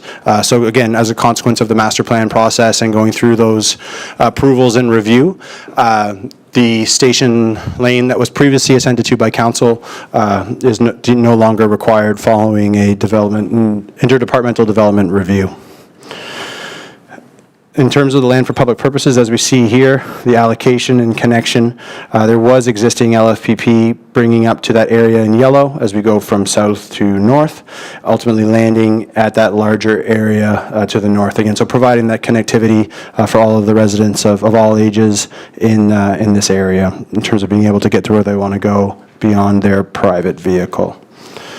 Other areas, again, land of public purposes, seeing an extension of Cardigan Lane. This was previously assented to as LFPP through a previous application and has now been revoked, and the LFPP essentially has been reallocated through this master planning process.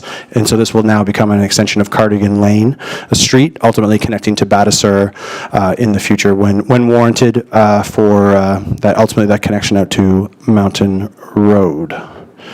So ultimately, this did go to Planning Advisory Committee for their review, and they recommend that Moncton City Council assent to the extension of Air Avenue, assent to the extension of Cardigan Lane, both of those being public, assent to the relocation of land for public purposes in the Cardigan Lane extension area, and assent to the location for land for public purposes along Bâtisseur Street and either side of that Air Avenue extension. subject to the following conditions, and the street be designed and acceptable to engineering department and constructed in accordance with subdivision development procedures, standards, and guidelines. This concludes my presentation. I'd be happy to take any questions. Thank you. Thank you, Josh. Conseiller Bourgeois, do you wish to move the recommendation? C'est beau. So, donc, Conseiller Butler and Steves moved and seconded. Go ahead, Conseiller Bourgeois. Allez-y. Ah, merci, excusez. Merci, Josh, mais j'ai une question. Oui. Under land for public purposes, I'll quote, "As a condition of approval of the subdivision plan, land in the amount of 10% of the area of the subdivision, exclusive of public street, at such location as assented to, is to be set aside as land for public purposes." I'm very confused because when I asked the question about this and for the same project a few minutes ago, I was told that it was inclusive of public street. What am I, No, what am I missing? with the exception of the streets. So it's the 10% is applied once the street network is laid down. So remember, that's how we got to that discrepancy between the 7.3 and the 8.1. So what we put down, so the road network here, once that is removed, once that was laid down on the site, the 10% is taken from that amount. Oh, that's not very clear. Your explanation is clear, but Yeah. the way it's written here, it seems to be 10% excluding Yeah. public streets. I think what we can do is we will look at, I'll talk to Paul around the language that we're using, just to make sure that we're saying, like, once streets and infrastructure is applied, the 10% is applied, this is the result. So it'll provide a bit of a clearer picture. I believe this is probably just language that's used in policy or used in legislation, but we could probably clarify that to make sure we're not creating any confusion as to where the percentage comes from. I think you can clarify it right now. So 81 acres, 10% is 8.1. Does it include or not the streets? It doesn't include, so the streets are applied, 10% minus the streets. So we have 8.1 acres for LFPP plus the streets? No, minus. So what we would do is we would have our 80 acres, we apply, say we're taking 10 acres for land infrastructure, land, roads, we would be at 70 net, we would have my understanding, we'd have a 7-acre yield. So we get streets, and at the end of it, we got 7.3 or Yep. 8.1 So once the street acres? network is laid down, we apply the 10% based on what's left. Never mind about percentage. I want to know how much acreage we have left for. 10% of the balance minus, CAO has got his light on. So perhaps I can clarify. You start with 80 acres, you put down the streets, that removes 10 acres. Let's say 81, because that's Let's what say you said. 81. Okay. You put down the streets, it's 10 acres of street, the size of the street. The 10% of the LFPP is what's remaining of the developable land. So I think you were saying the same thing, I think you were just not connecting. It's not very clear. Okay, thank you. Now it is. Merci. Merci, Conseiller Bourgeois. Are there any other questions from council? If not, we will go to the vote, which is electronic.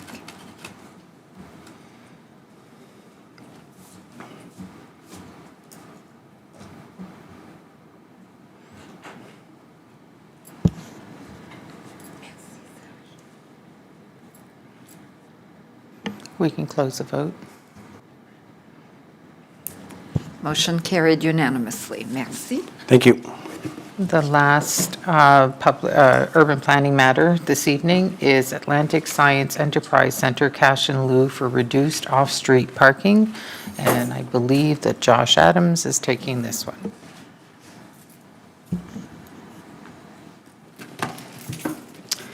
Bonsoir. Thanks again. Bonsoir. Encore. Encore, oui. So this is a new type of request. I'm going back through the records here a little bit. I don't think the city has actually ever dealt with this section of the zoning bylaw before. So this is actually kind of new for everyone. So hopefully you can bear with me and we'll get through this. So the request is coming from Public Services and Procurement Canada. So they're the kind of the lead contractor on the new Atlantic Science Enterprise Centre. And the request is dealing with a reduction to the required number of off-street parking spaces. So they're looking to reduce the number of spaces required from 461 to 342. The zoning bylaw does allow a mechanism where you can pay cash in lieu of $2,500 per space that is not provided. And so essentially what's happening is Public Services and Procurement Canada is looking to make a significant contribution to the city in the order of $297,500 to reduce the required parking that's required for the development. So this project, again, is located on Université Avenue. So this is the former, I guess, the current Fisheries building. The development is occurring over a number of phases, so I'm sure you've all probably seen these renderings before.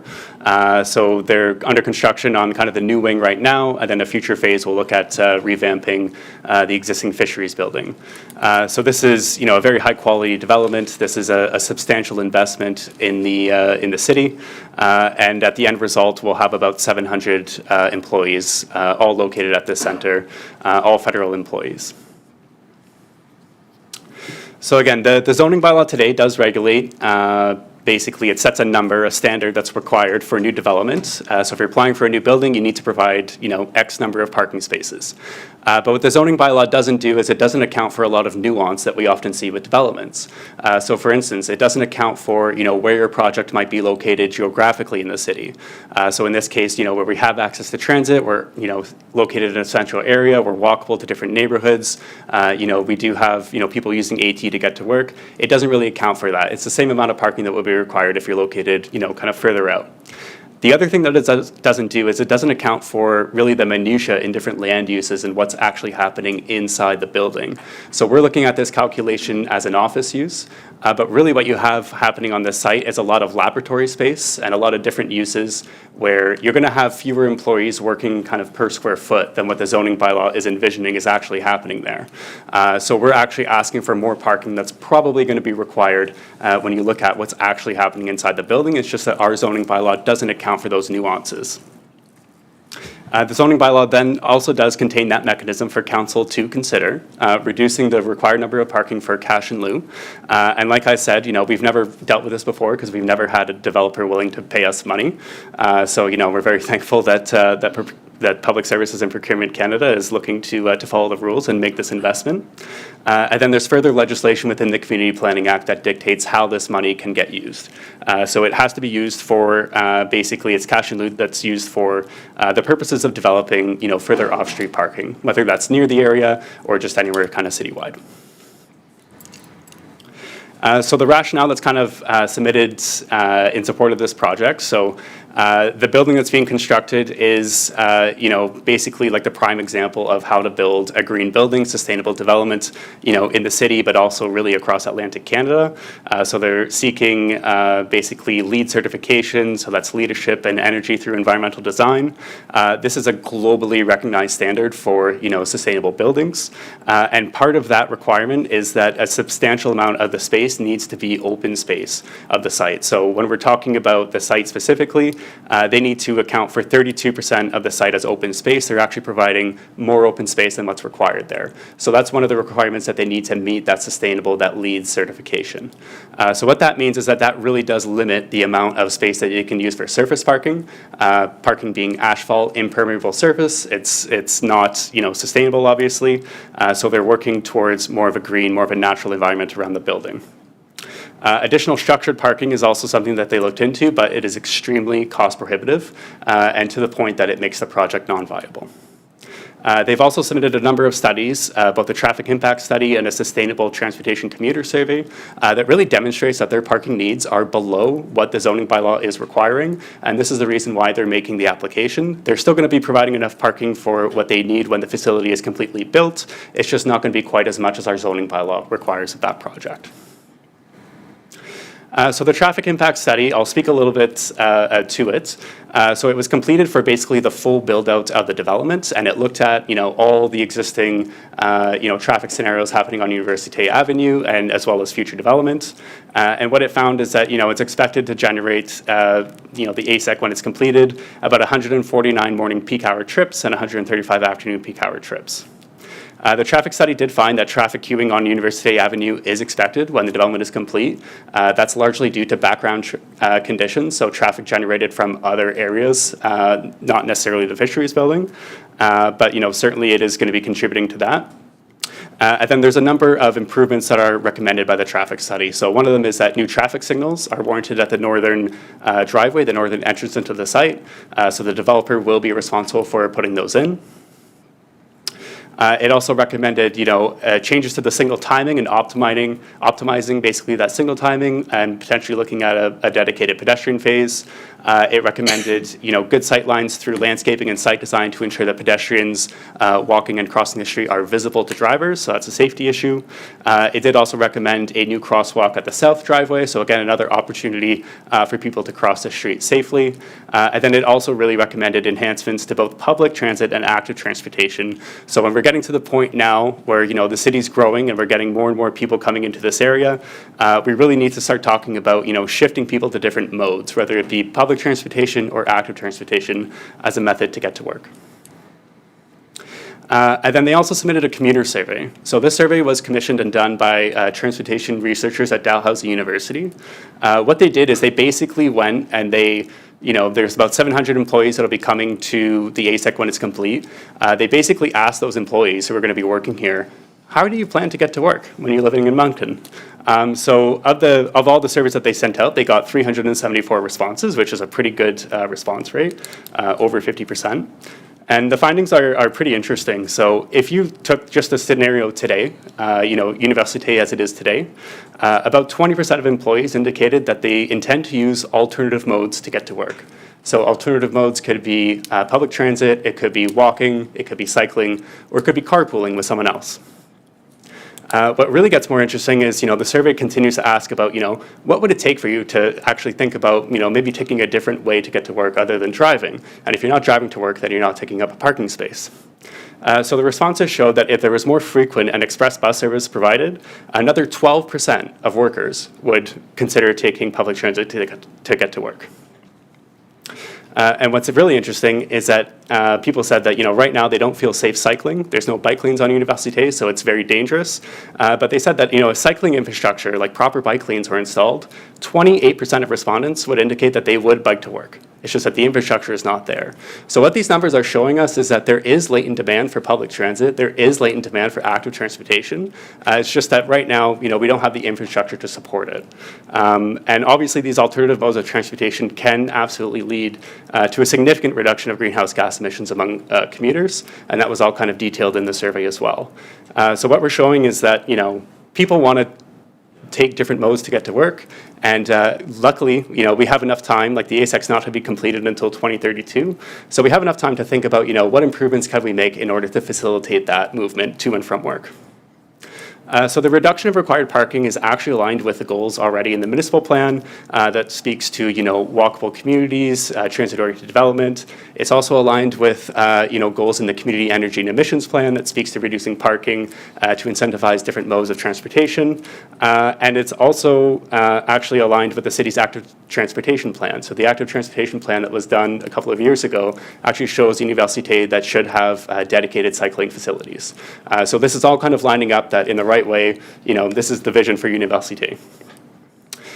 Furthermore, the proponent has indicated that they're absolutely confident that the proposed number of parking spaces that they're providing on site, the 342, is sufficient to meet their needs for both employees and fleet vehicles.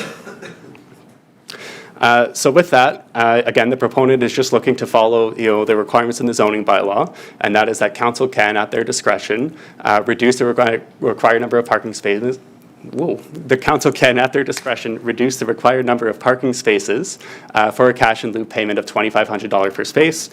So again, the recommendation from administration is that council approve the request, and that would lead to a cash in lieu payment of $297,500, with the condition that payment be received prior to any future building and/or development permit. In speaking with the applicant, if council, passes this tonight, they'd be expecting to make the payment sometime this spring, likely March or April. So just to give you a bit of a timeline on that. So thank you very much. Merci beaucoup, Josh. We have a motion. Conseiller Crossman, you wish to move. Conseiller Leblanc, second. C'est vous. Donc, are there any questions on this? Conseiller Richard. Merci, Maire Asterio. Thank you again, Josh. 700 employees, reducing parking from 461 to 342. 4 agencies, a reduction of 119 spaces. That's a lot, but that's good. They made the decision. I appreciate the commuter survey by the applicant. That's so proactive, and the highlights provided in the CRF support the reduction. The peak times provided in the traffic study. Do we know what those numbers look like, or how they looked like before the project started? Coming in and out of there. I might delegate to our engineering team. We don't know. I don't know. I'm just wondering how much of an increase. I'm sorry, but we, Councillor Richard, through Deputy Mayor, I don't know the numbers offhand. We could let you know later, but, the numbers were all provided in the traffic impact study. We just don't know them offhand. Right, no, and that's fair. Just wondering what the difference would be. It's really nice to see that. Yes, and so the numbers that are quoted in the CRF are in addition to the existing fisheries center traffic. Oh. So that's it was,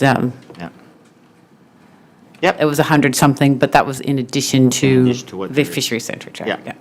Yeah, no, just interesting to see. The approximate 297.5 that would be collected from the applicant, it says we would be for acquiring or developing land for public off-street parking. Are we into those plans yet? Do we have something, are we working on something yet? Is there anything that we can talk about? How much money is already saved in that account type thing? So the answer is no plan. And again, because I don't think we've ever taken this payment, we actually need to create basically this new account. As per the legislation, it's very specific that this money goes to a special account, is to be used only for this purpose. So that's not to say that, there's not a project that'll come up that this can contribute to. It could be capital improvements for looking at potentially, making upgrades to the parking garage downtown, or just, anything else that could support off-street parking. That money is a stepping stone to use in other areas. Looking forward to that as well. Merci beaucoup. Merci beaucoup. Merci, Conseiller Crossman. Thank you, Your Worship. Josh, just one question. I think you touched on it just a second ago, and maybe Jacques will help you out. 297,500 to be collected will go into a separate reserve. Is that what you're saying with regards to parking challenges, shall I say, throughout the city that it can be dispensed on?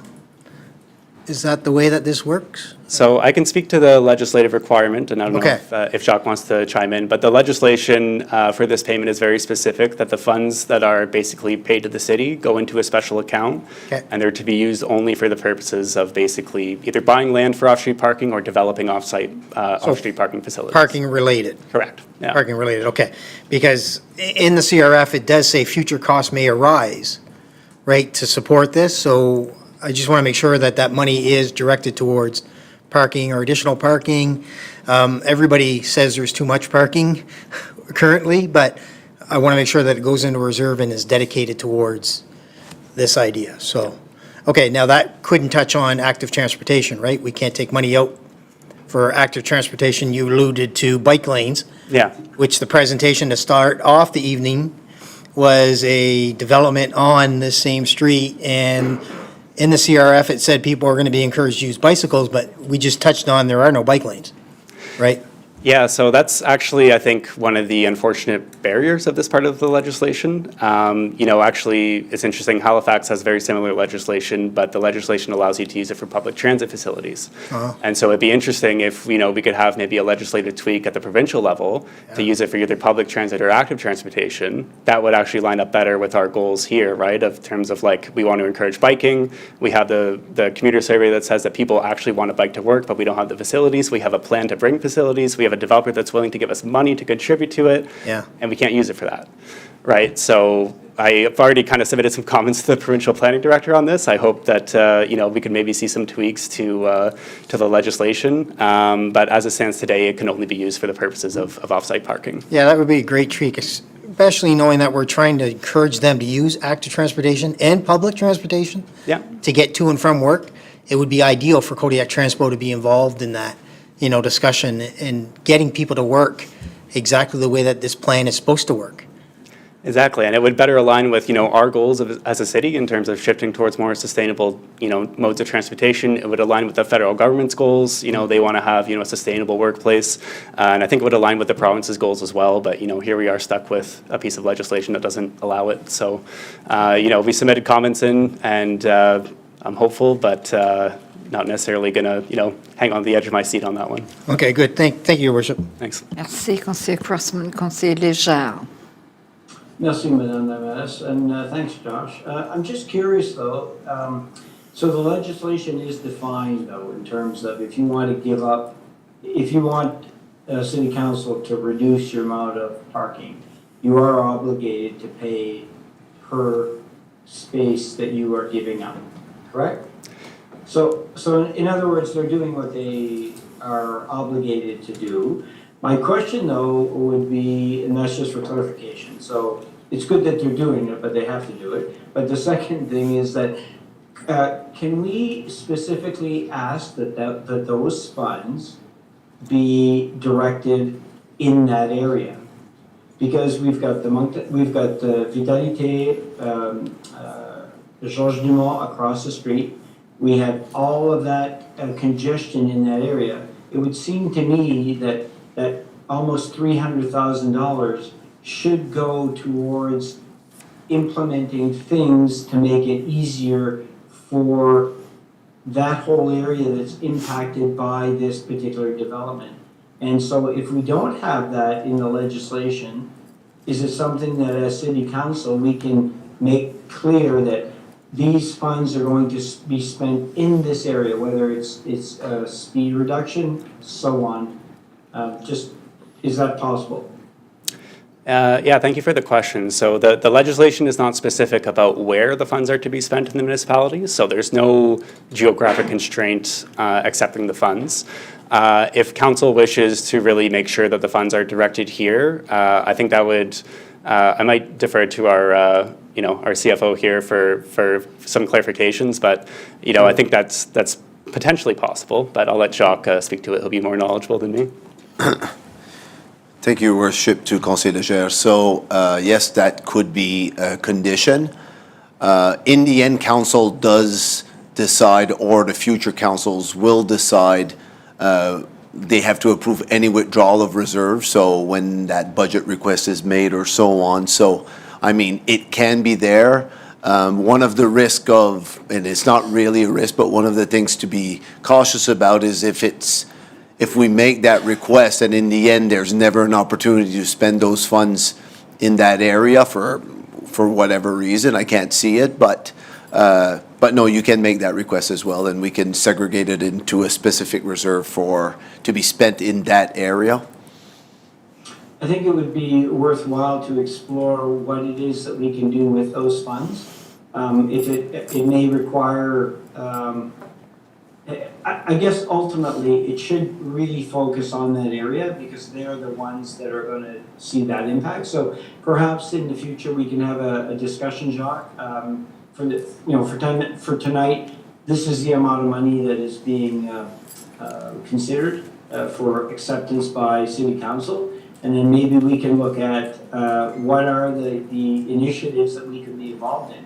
It could be things like contributing to more infrastructure to allow perhaps some overflow parking that's needed within the community and so on, or maybe bike, like, it could be a variety of different things. So if we could, I think I'd like to have that as an action item and we take a look at that later on. Okay, thank you. Thank you very much. Merci, Madame la Mairesse. Merci. Est-ce qu'il y a d'autres questions? S'il n'y a pas de questions, nous allons procéder au vote. On va aller au vote.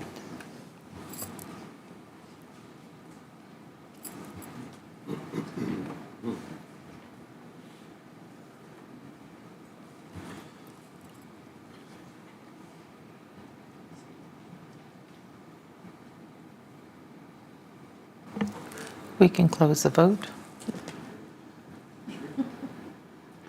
Motion carried unanimously. Merci.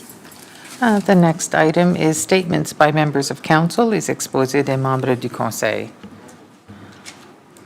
Okay, and we have a list this evening. Conseiller Richard. Allez-y, conseiller Richard. Merci beaucoup. Je tiens à prendre un moment pour féliciter toutes les personnes qui ont participé à la Journée du hockey au Canada, qui s'est déroulée avec fierté ici même à Moncton le week-end dernier. Des événements de cette envergure ne peuvent avoir lieu sans une coordination et un engagement incroyable. Je tiens à souligner le travail acharné de nos services municipaux, des nombreux bénévoles et des organismes et associations communautaires qui ont tous contribué au succès de cet événement. Ce fut une excellente occasion de mettre en valeur la capacité de Moncton à accueillir les événements nationaux, tout en soulignant notre fort sentiment d'appartenance à la communauté et notre sens de l'hospitalité. Je tiens également à souligner tout particulièrement le rôle de l'Association canadienne de hockey pour aveugles. Sa présence a été un rappel puissant de l'importance de l'accessibilité et de l'inclusion dans le sport. Créer des occasions pour que tout le monde puisse participer, quelles que soient ses capacités, reflète le meilleur de ce que le hockey et notre communauté peuvent représenter. Je fais mes salutations à deux joueurs, soit Jonathan Thorpe et Simon Richard, que j'ai eu chance de surveiller en fin de semaine au Colisée. Merci à tous ceux qui ont donné de leur temps, de leur énergie et de leur passion. Moncton peut être fier d'avoir prouvé que nous savons bien travailler ensemble. Merci. Merci beaucoup, conseiller Richard. Conseiller Crossman. Thank you, Your Worship. Councillor Richard well said, so I think I'll do it in almost word to word in English, but amazing. I think Councillor Kingston's going to chime in on this too. On behalf of the citizens of Moncton, I want to extend a heartfelt thank you to all city employees and volunteers who helped make Scotiabank Hockey Day in Canada, in partnership with Sportsnet, such an outstanding community success.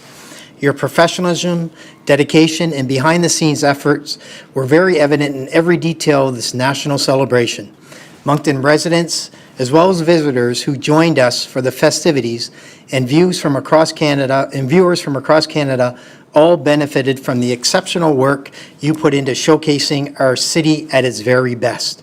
Your contributions made this event not only memorable, but a true point of pride for our community. Thank you for all you do. To the Mr. CAO, I am requesting that the chair of the CRPA, or Kodiak Regional Policing Authority, along with Moncton's appointed members, present an update to Moncton City Council. With the recent changes at the CRPA, it will be helpful for Council and the public to receive a clear overview of the current structure, priorities, and governance direction. In addition to an update on the recent changes, I ask that the presentation include an outlook for the CRPA's work in 2025, including anticipated operational focused areas, community engagement plans, and any additional plans for collaboration for the 2026 year. Separately, Mr. CAO, it has come to my attention that approximately 16 affordable rooms with rising tide developments or possibly a new ownership, specifically Louisville Road and West Main Street locations, are currently sitting empty. Given the ongoing and increasing pressures related to the housing and homelessness in our community, which the City of Moncton and Council contributed funding to provide additional housing, I am requesting clarification on why these fully developed units remain unoccupied. Thank you, and I look forward to your follow-up during the February 2nd Moncton City Council public meeting. Thank you, Your Worship. Merci, conseiller Crossman, conseiller Kingston. Merci beaucoup, Madame Hess. Can I respond to Councillor Crossman first of all, and I'll jump into the Scotiabank? Yeah, there are, most recently this week, there are CRPA strategic planning sessions scheduled. A long one on the weekend, I think 5 hours among the committee members, and scheduled right through the spring and winter. So yeah, we'll get back to that update for sure, with their new chair, Jean Gauguin. I wanted to fill in the blanks, and thank you, Monsieur Richard, pour le discours en français pour la journée du hockey Scotiabank au Canada, and thank you, Councillor Crossman, as well. I have much more to add on that. It was 4 magical days, really, and I wanted to thank the great work by the city ops people, obviously, at the Avenir, Ian Fowler Oval. Just tremendous work there. The local committees with co-chairs Michelle Duffy and Natasha Ostaff. City partnership along with city ops, but obviously Isabelle, Shane, and Chad and their groups, tremendous. The volunteer committees in Moncton were always very engaged. And whenever there's a large sport tourism events, we're always there. Tremendous response and work by the committees. So the blind hockey tournament, as Mr. Conseiller Richard mentioned, Dave Saldan at the Avenir, the Wildcats hosting the banquet on Thursday, which many of you attended. Pro Kids benefiting hugely. They are an organization that really families and kids suffering financial hardship get chances to play hockey and register and equip it, and that entire thing. The Sportsnet panel, the school visits, the hockey clinics, the Timbit tournament and its great past founded in Riverview, and the Four Nations Cups and the Gilles Courteau, and the Stanley Cup in display over the past 2 weeks. So just a tremendous 4 days, Moncton involved, obviously City of Moncton and councillor members, and we had a ball. Anyway, just thank you very much for everybody participating. Merci, Paul, pour le français encore. It was great, including a couple of Wildcat games tossed in, plus an alumni game on Friday, which I survived. So anyway, thank you very much for everybody. Just a tremendous 4 days. Merci, Madame Madas. Thank you. Merci, conseiller Bourgeois. Merci, Madame la Maire. There was a hockey day in Canada? Two topics. One, elections are coming. I know it's on May 11th, but there are already candidates going door to door. That's secondary. I encourage people to submit their candidacy. It's not an easy job, but contributing to the quality of life of Monctonians is well worth it. But I also want to inform the candidates or potential candidates, or even people who want to figure out more, get more information on municipal elections. There will be Wednesday evening, 6 o'clock at the City Hall here, an information session on municipal elections. So you can come in, get information, ask questions, and should be very interesting. Second item, tax bills are also coming. You should receive your tax bills in the mail over the next few days. You should not expect too much of a difference compared to last year because the city did not increase the tax rate and the government of New Brunswick froze the assessments. So you don't expect too much of a difference. It does mean for the city, though, that we have lost $12 million in revenues that we cannot spend on services and programs. And because of that loss, we were not able to reduce the tax rate for the 5th consecutive year. We've done it over the past 4 years. We've reduced it by 17.5%, but we couldn't do it this year. So, but at least your assessment should remain the same, your tax rate should remain the same, so the bills should be the same. Merci, Madame la Maire.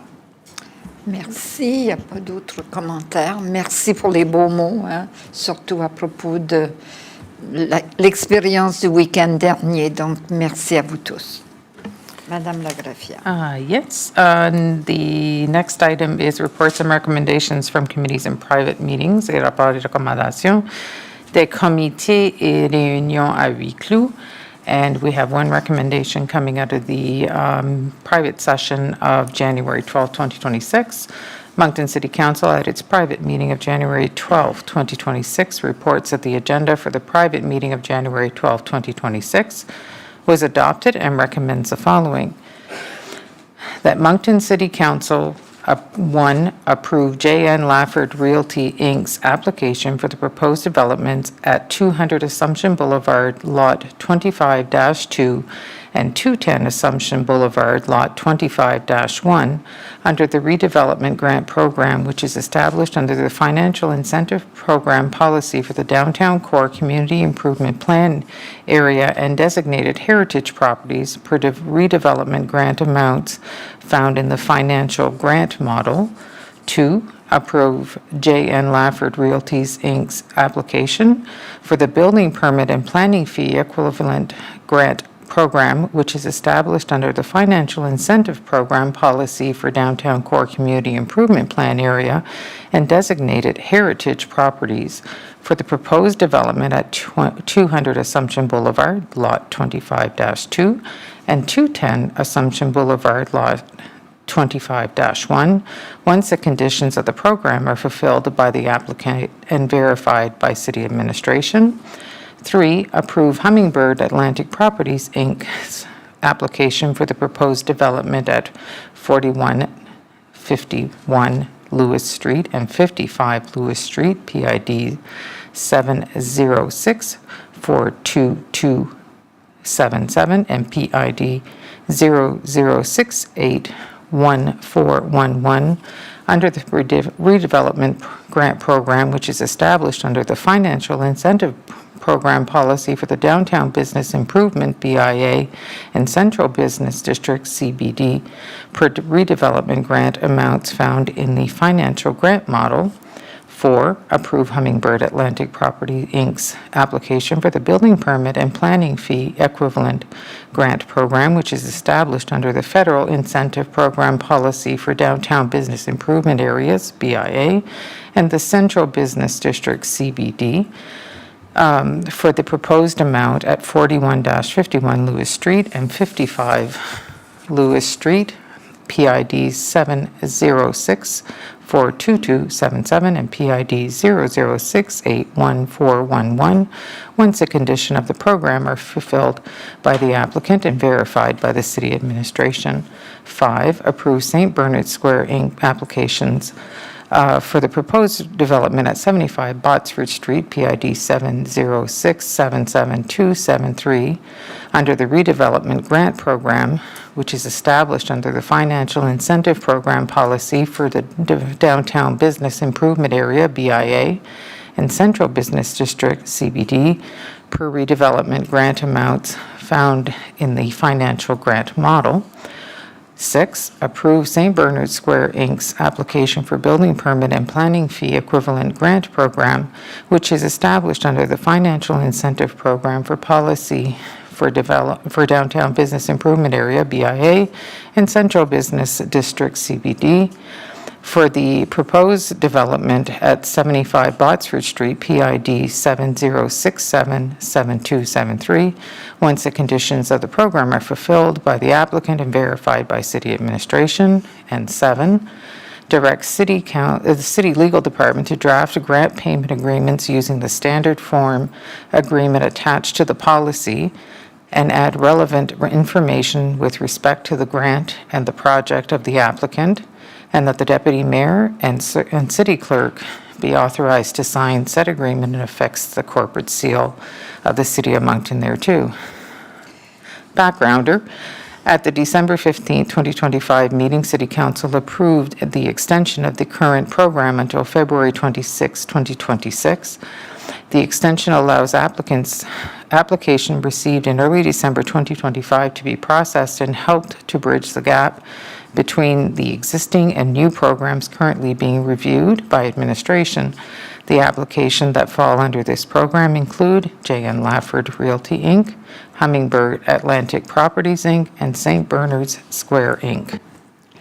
Merci beaucoup, Madame la Greffière. I need a mover and a seconder for this. Conseiller Crossman, Conseillère Leblanc.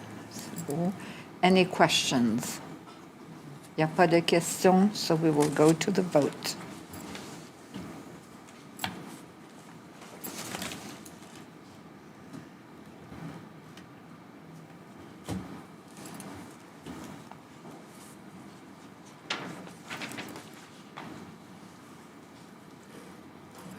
We can close the vote. Motion carried unanimously. Merci. Next is reports from administration, le rapport de l'administration, and there is one before council this evening. 10.1 is a quotation QP 25-070, Traffic Control Services. The motion before council is that Moncton City Council approve administration's recommendation to award quotation QP 25-070, Traffic Control Services to the lowest bidder, meeting all terms and conditions, specification, and requirement, being Safety First Contracting Limited, in accordance with the hourly labor rates and daily equipment rental rates specified in the firm's quotation submission, which represents a total estimated 3-year contract value of $890,087.28, including HST at 15%. Merci, Madame la greffière. Conseiller Butler moved and seconded by Conseiller Kingston. Merci. Any questions on this? Conseiller Bourgeois. Merci, Madame la maire. Je ne sais pas à qui je pose la question, mais c'est un montant d'1 million et quelques. Puis les estimés, si j'ai bien compris, c'était pour 6,000 heures, 6,000 regular hours and 600 after hours. And for special event, 210 regular hours and 400 after hours. And it says below that the city does not guarantee the purchase of specific dollar amounts or quantity of services through the award of this quotation. So if they bid based on those numbers, let ballpark it to $1 million, what happens if the estimate deviates, let's say 10% either way? So do they get an overtime bonus because they provide the safety more than the 6,000 hours? And what happens if we don't use their services, let's say by 10% less? Do we get a refund on this amount? Thank you, Worship, to Conseil Bourgeois. Yes, that would be the case. So in this instance, it's a pay for service, so we pay by the hour. If there's less hours, we pay less. If there's more hours, we pay more. That's very simple. Merci beaucoup. Merci, Madame la maire. Are there other questions? If not, we will go to the vote.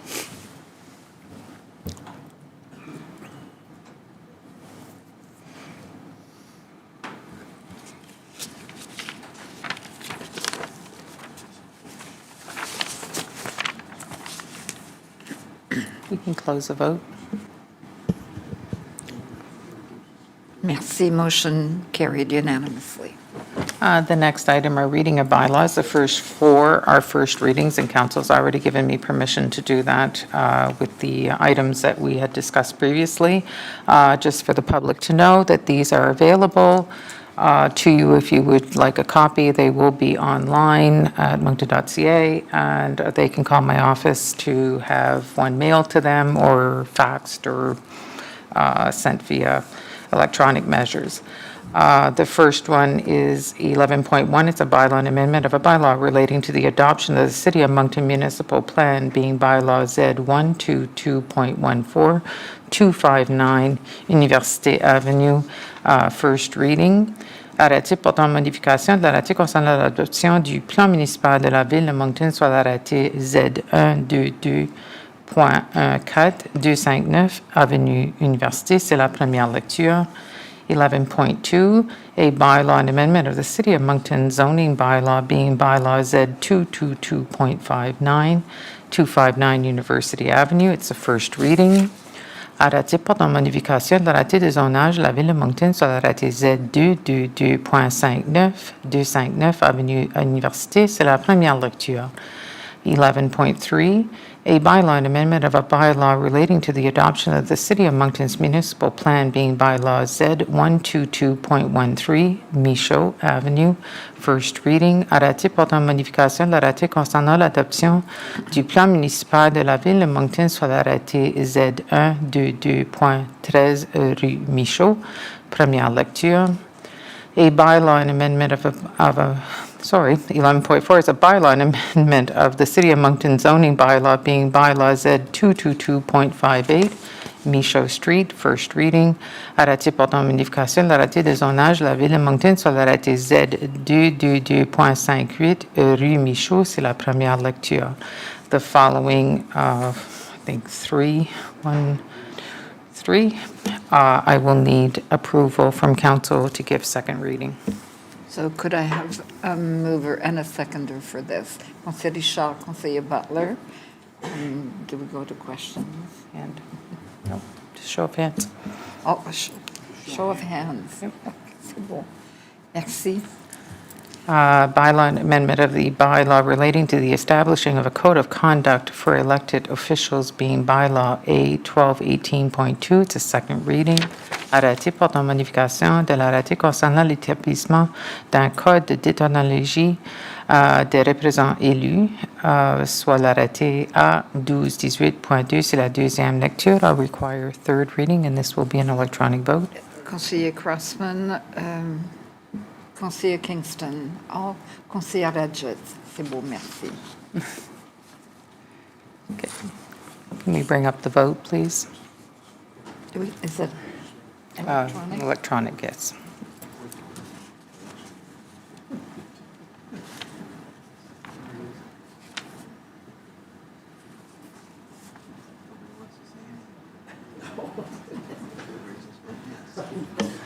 We can close the vote.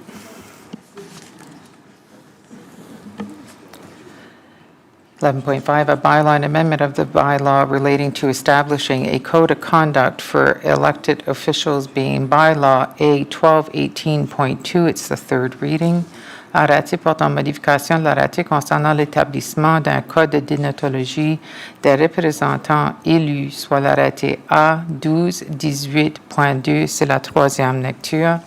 And I need a mover. Excusez-moi, I need a mover and a seconder for this. Conseiller Leblanc, Conseiller Steves. Okay, that mover and the seconder would be for the next one, which is the zoning bylaw for Price and Elmwood. We had already done the mover and the seconder for third reading, so if now it would be for Price and Elmwood. We'll need a second for second reading. I need a mover and a seconder. Conseillère Edgett, do you wish to move this? And Conseiller Steves, c'est beau, merci. Show of hands. A bylaw and amendment of the City of Moncton zoning bylaw being bylaw Z222.55, Price and Elmwood. It's the second reading. Arrêté portant modification de l'arrêté de zonage de la ville de Moncton sur l'arrêté Z222.55, rue Price et Elmwood. C'est la deuxième lecture. I will require third reading.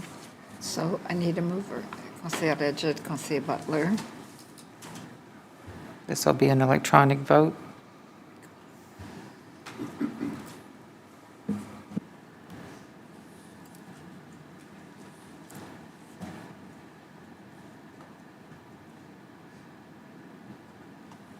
Councillor Kingston? Councillor Kingston? Could you, thank you. We can close the vote. A bylaw and amendment of the City of Moncton zoning bylaw being bylaw Z222.55, Price and Elmwood. This is the third reading. Arrêté portant modification de l'arrêté de zonage de la ville de Moncton sur l'arrêté Z222.55, rue Price et Elmwood. C'est la deuxième lecture. I require. Donc, Conseiller Bourgeois and Conseiller Kingston. C'est beau, merci.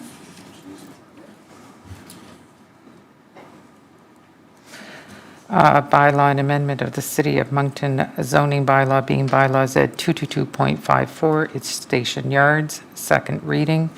Arrêté portant modification de l'arrêté de zonage de la ville de Moncton sur l'arrêté Z222.54, C'est la deuxième lecture. I require third reading. Donc, conseiller Crossman, conseillère Leblanc. C'est bon, merci. This will be an electronic vote.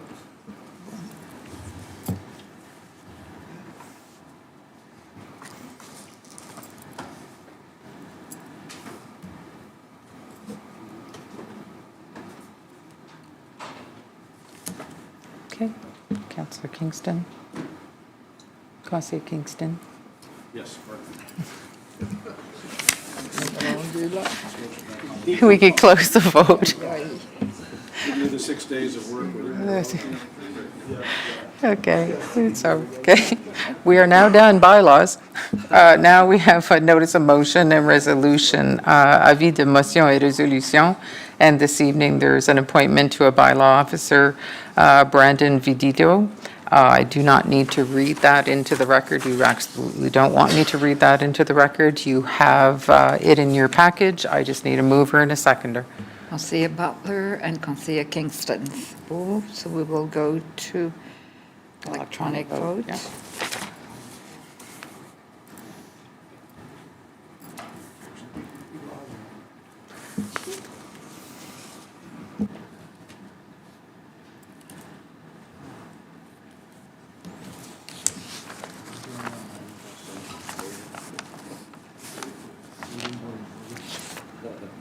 Conseiller Léger, are you still online?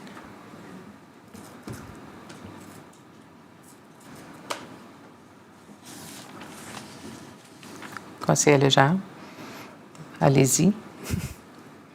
Yes, I am, and I voted. Oh, it's not, okay.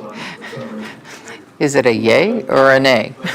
It's a yay. Okay, thank you. Can we close the vote, please?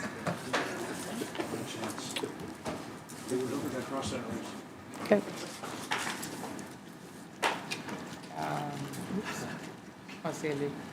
Conseiller Léger, did you have something?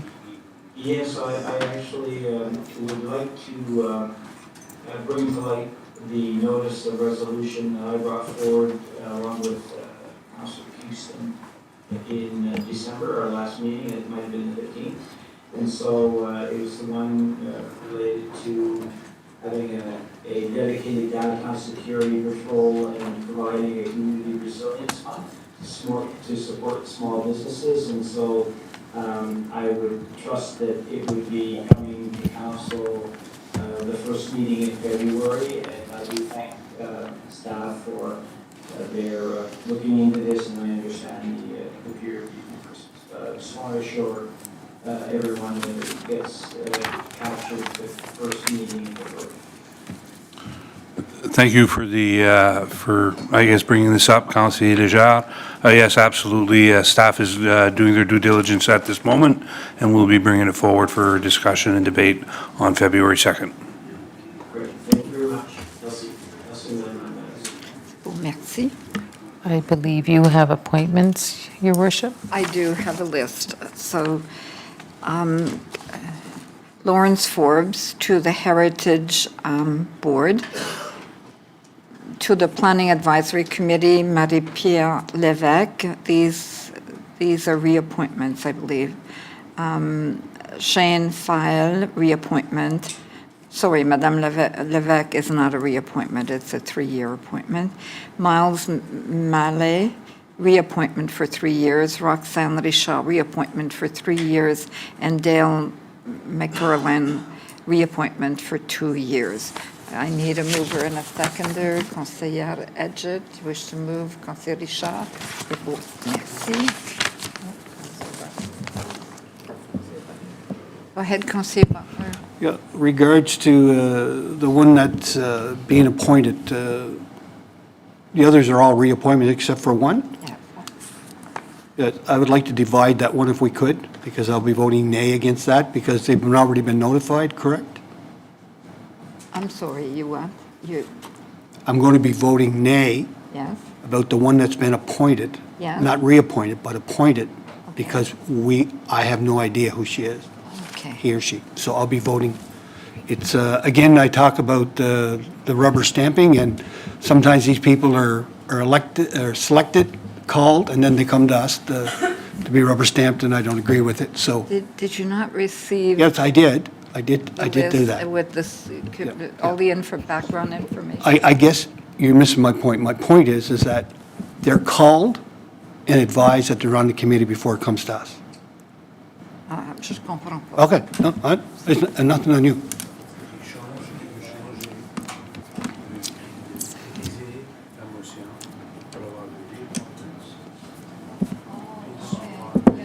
We have discussed this. We have many times. Okay, so how do we fix it in the future? I mean, we can go, yes, we can divide the motion, but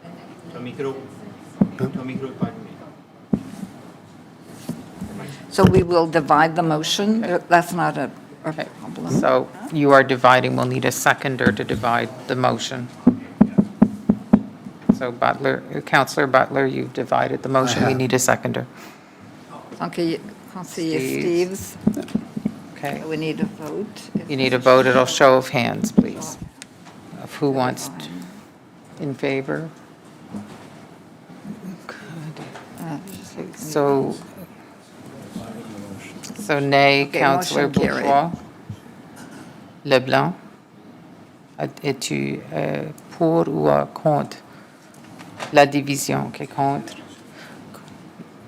Maris Adjoint, pour ou contre? Moi, je vais aller pour. Pour, okay. Then, Edge, you were contre.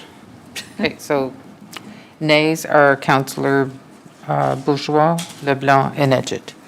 And Conseiller Légère, peux-tu faire ton vote, s'il vous plaît? Je vais te donner la parole. Even if he votes, it's still 5.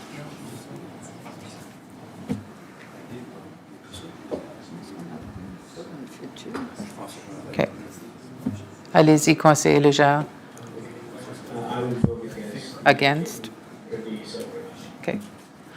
4 nay votes. In favor of splitting it? Okay. Sorry about that. I thought you had said nay. Sorry. Okay. So we have 3 nay votes, Leblanc, Edgett, et Légère. Motion carries. Oui.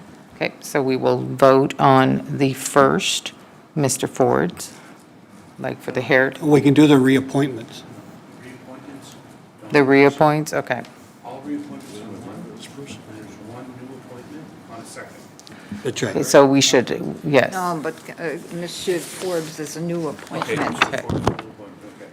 So, Mr. Ford, you are also Whoever's being newly appointed. appointed, okay. The reappointments, no.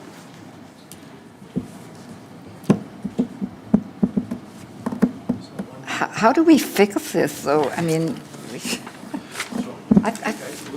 Okay. And then we'll reflect on it, and we'll read over any appointments, give you proper direction, and we'll Okay, so the first would be that the appointment to the Heritage Conservation is Lawrence Forbes, and the appointment for the Planning Advisory Committee would be Marie-Pierre Levesque. That is the first one that we will vote for. je suis mélangée. So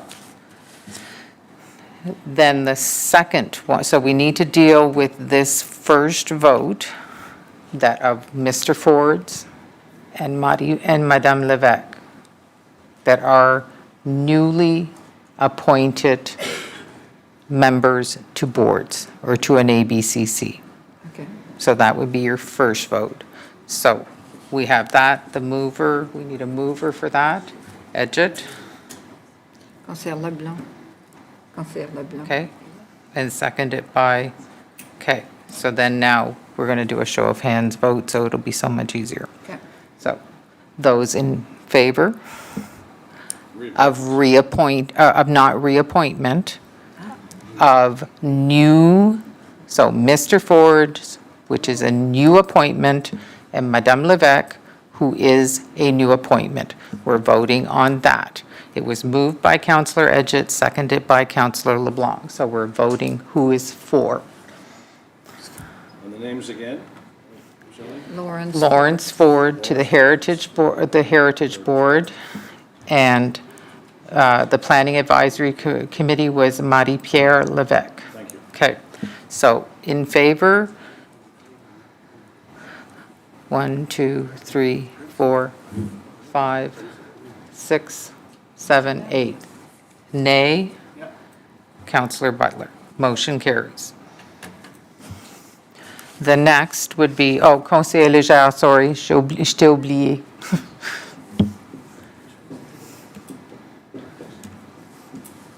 Conseiller Légère, je m'excuse. Oh, that's okay. I'm a little confused because I think that what Councilor Butler was saying was, I don't know, it seemed that it was that we should vote on individual new appointees. In particular, had some concerns with the new appointees, and so why are we grouping them, whereas if you would not instead divide them? Either way, I think, I do have a quick question though to you, Shelley, and the question is, are new appointees called and told that they're on the committee, or are they called to indicate that their interest in the committee has been noted and that they could be considered as a appointee should council decide to appoint? From my understanding, and I'm not 100% sure on this, but I can get back to you. From my understanding, they are asked if they're still willing to sit on this particular board when there's an appointment, because sometimes they will apply a year ago. Things change in your life. You could move away, you could not live in the city anymore, you could not be interested whatsoever to be sitting on this committee. So I believe that what happens is they're contacted and they're said, are you willing to still keep your name forward? I don't think that they're told until after they're appointed. So perhaps we need some clarification and we need some standard language so that, and I understand that everyone would be sent an email or a contact to say, you wish your name to remain standing for this committee. And then maybe we could get away from some of this, perhaps, unless there's some other details that I'm not aware of. But I think it's certainly a conversation we need to have. We've had it a number of times, and I think we need to find some way to kind of bring this to a close. It is coming back to council with the ABCCs. There is going to be stronger wording when it comes back in how we do and what our practice will be. Okay, so based on what you just were voting on for the two individuals, I would vote in favor. Okay, thank you very much. So now for the reappointments, which would be Cheyenne Fail for the 2-year reappointment. For Planning Advisory, Miles Malley, reappointment 3 years. Roxanne Richard, reappointment 3 years. Dale McLaren, reappointment 2 years. So we'd need a mover and a seconder. Councillor Edgett and Conseiller Steves. Okay. Can we just do a show of hands? A show of hands. This is for the reappointments. Unanimous. No, nay. Nay, Conseiller Bourgeois. Okay, oui, Conseiller Bourgeois, okay. Tu t'en aller? Motion carries unanimously. Okay. So we adjourn the meeting. Conseiller Richard. C'est beau, merci. Peux-tu me dire comment ça se fait qu'on a encore